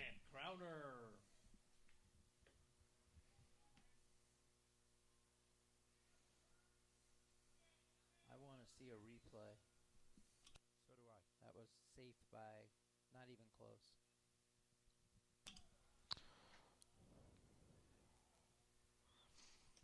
Well, Centennial still runners on the corners here, 2 away now.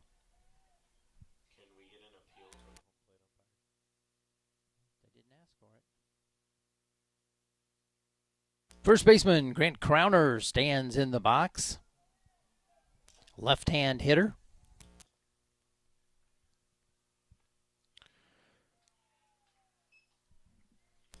Takes a swing and comes up empty on that one. 1-1 your count. 2 away. 2 in. Crowner, a true at heart first baseman, batting left-handed and throws left-handed.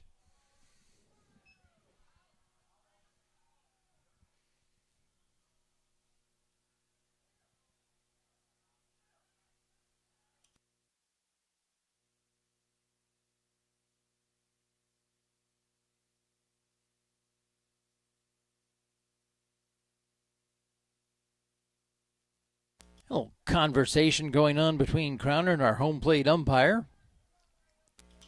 I believe that was Crowner saying, hey, that actually came in and hit me, but nothing coming of it.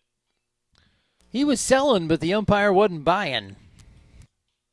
So he patted him on the shoulder and said, all right, let's play.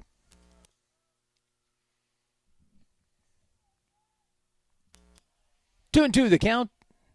2 on, 2 out, 2 in. 26 at bat. That one misses down low.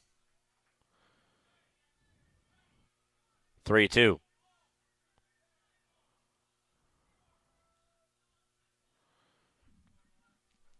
Nestler at first will be on the move with the pitch.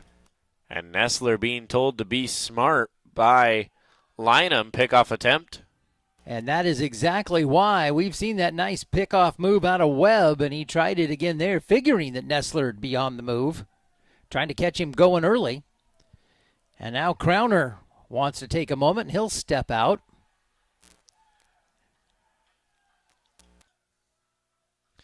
Three-two count. Payoff pitch coming from Webb. Can he get out of the inning? No, not yet, says Crowner.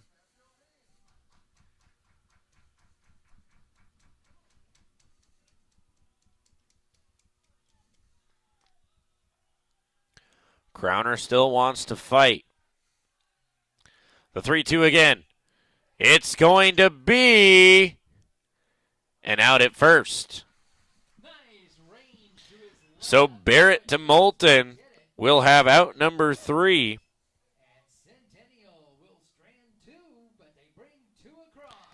So the Jaguars hang up the first number on the board. It's now 2-0 in favor of the Jaguars.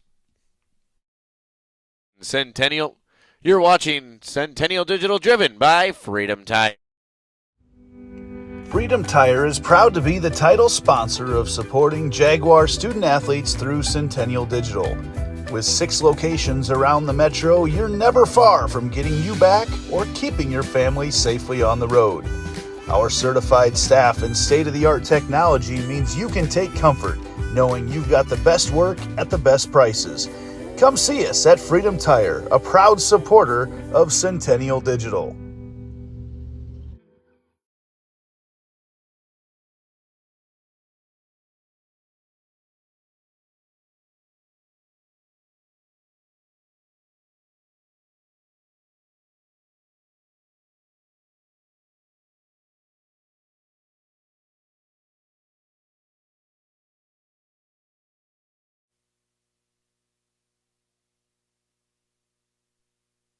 Jack Barrett, second baseman for the Maroons, coming to the dish as we get ready to go here. Top of the fourth. Cade, back to you. We're getting ready to go. Colton Art ready on the mound. Getting the sign from Miller. Whoa, inside. Well, that got his attention. That couldn't have missed by much. Grab your dancing shoes. What do you prefer? Tap, salsa? I wouldn't dig in there too tight. Swear to God, I don't know where it's going.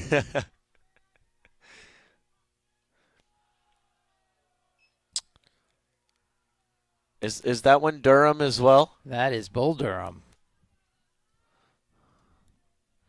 Because then he walks out and says, I want you to hit the bull. I know that one.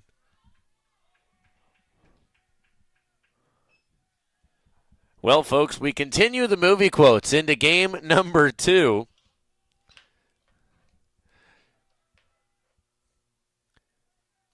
And no trivia here tonight for the crowd, as Reed will go back and get that one to retire Jack Barrett. Here's the Maroon pitcher, number 23, Dylan Webb. And Reed ranging a ways for that one out in center field, as that one's going to be a dead ball. You had TV theme song trivia last time we were together here for Foul Balls. There was a different theme song played. I think we'll have to turn that into bingo one of these nights. Yeah.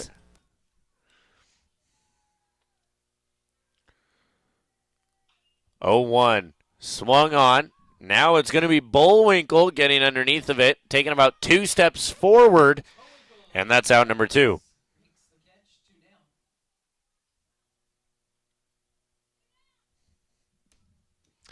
That'll bring up Parker DePhillips.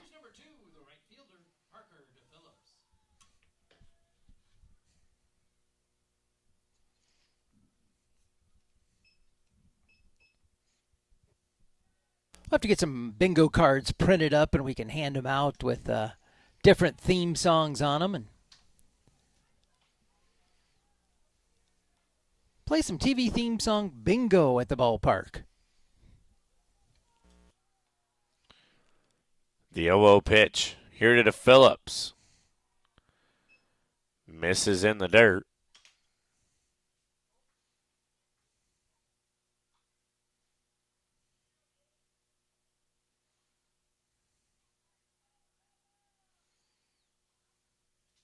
Well, the lines on the scoreboard look pretty much the same out there. Each team with 2 hits, no errors. The big difference is the 2 runs for the Jaguars. That one inside on DePhillips.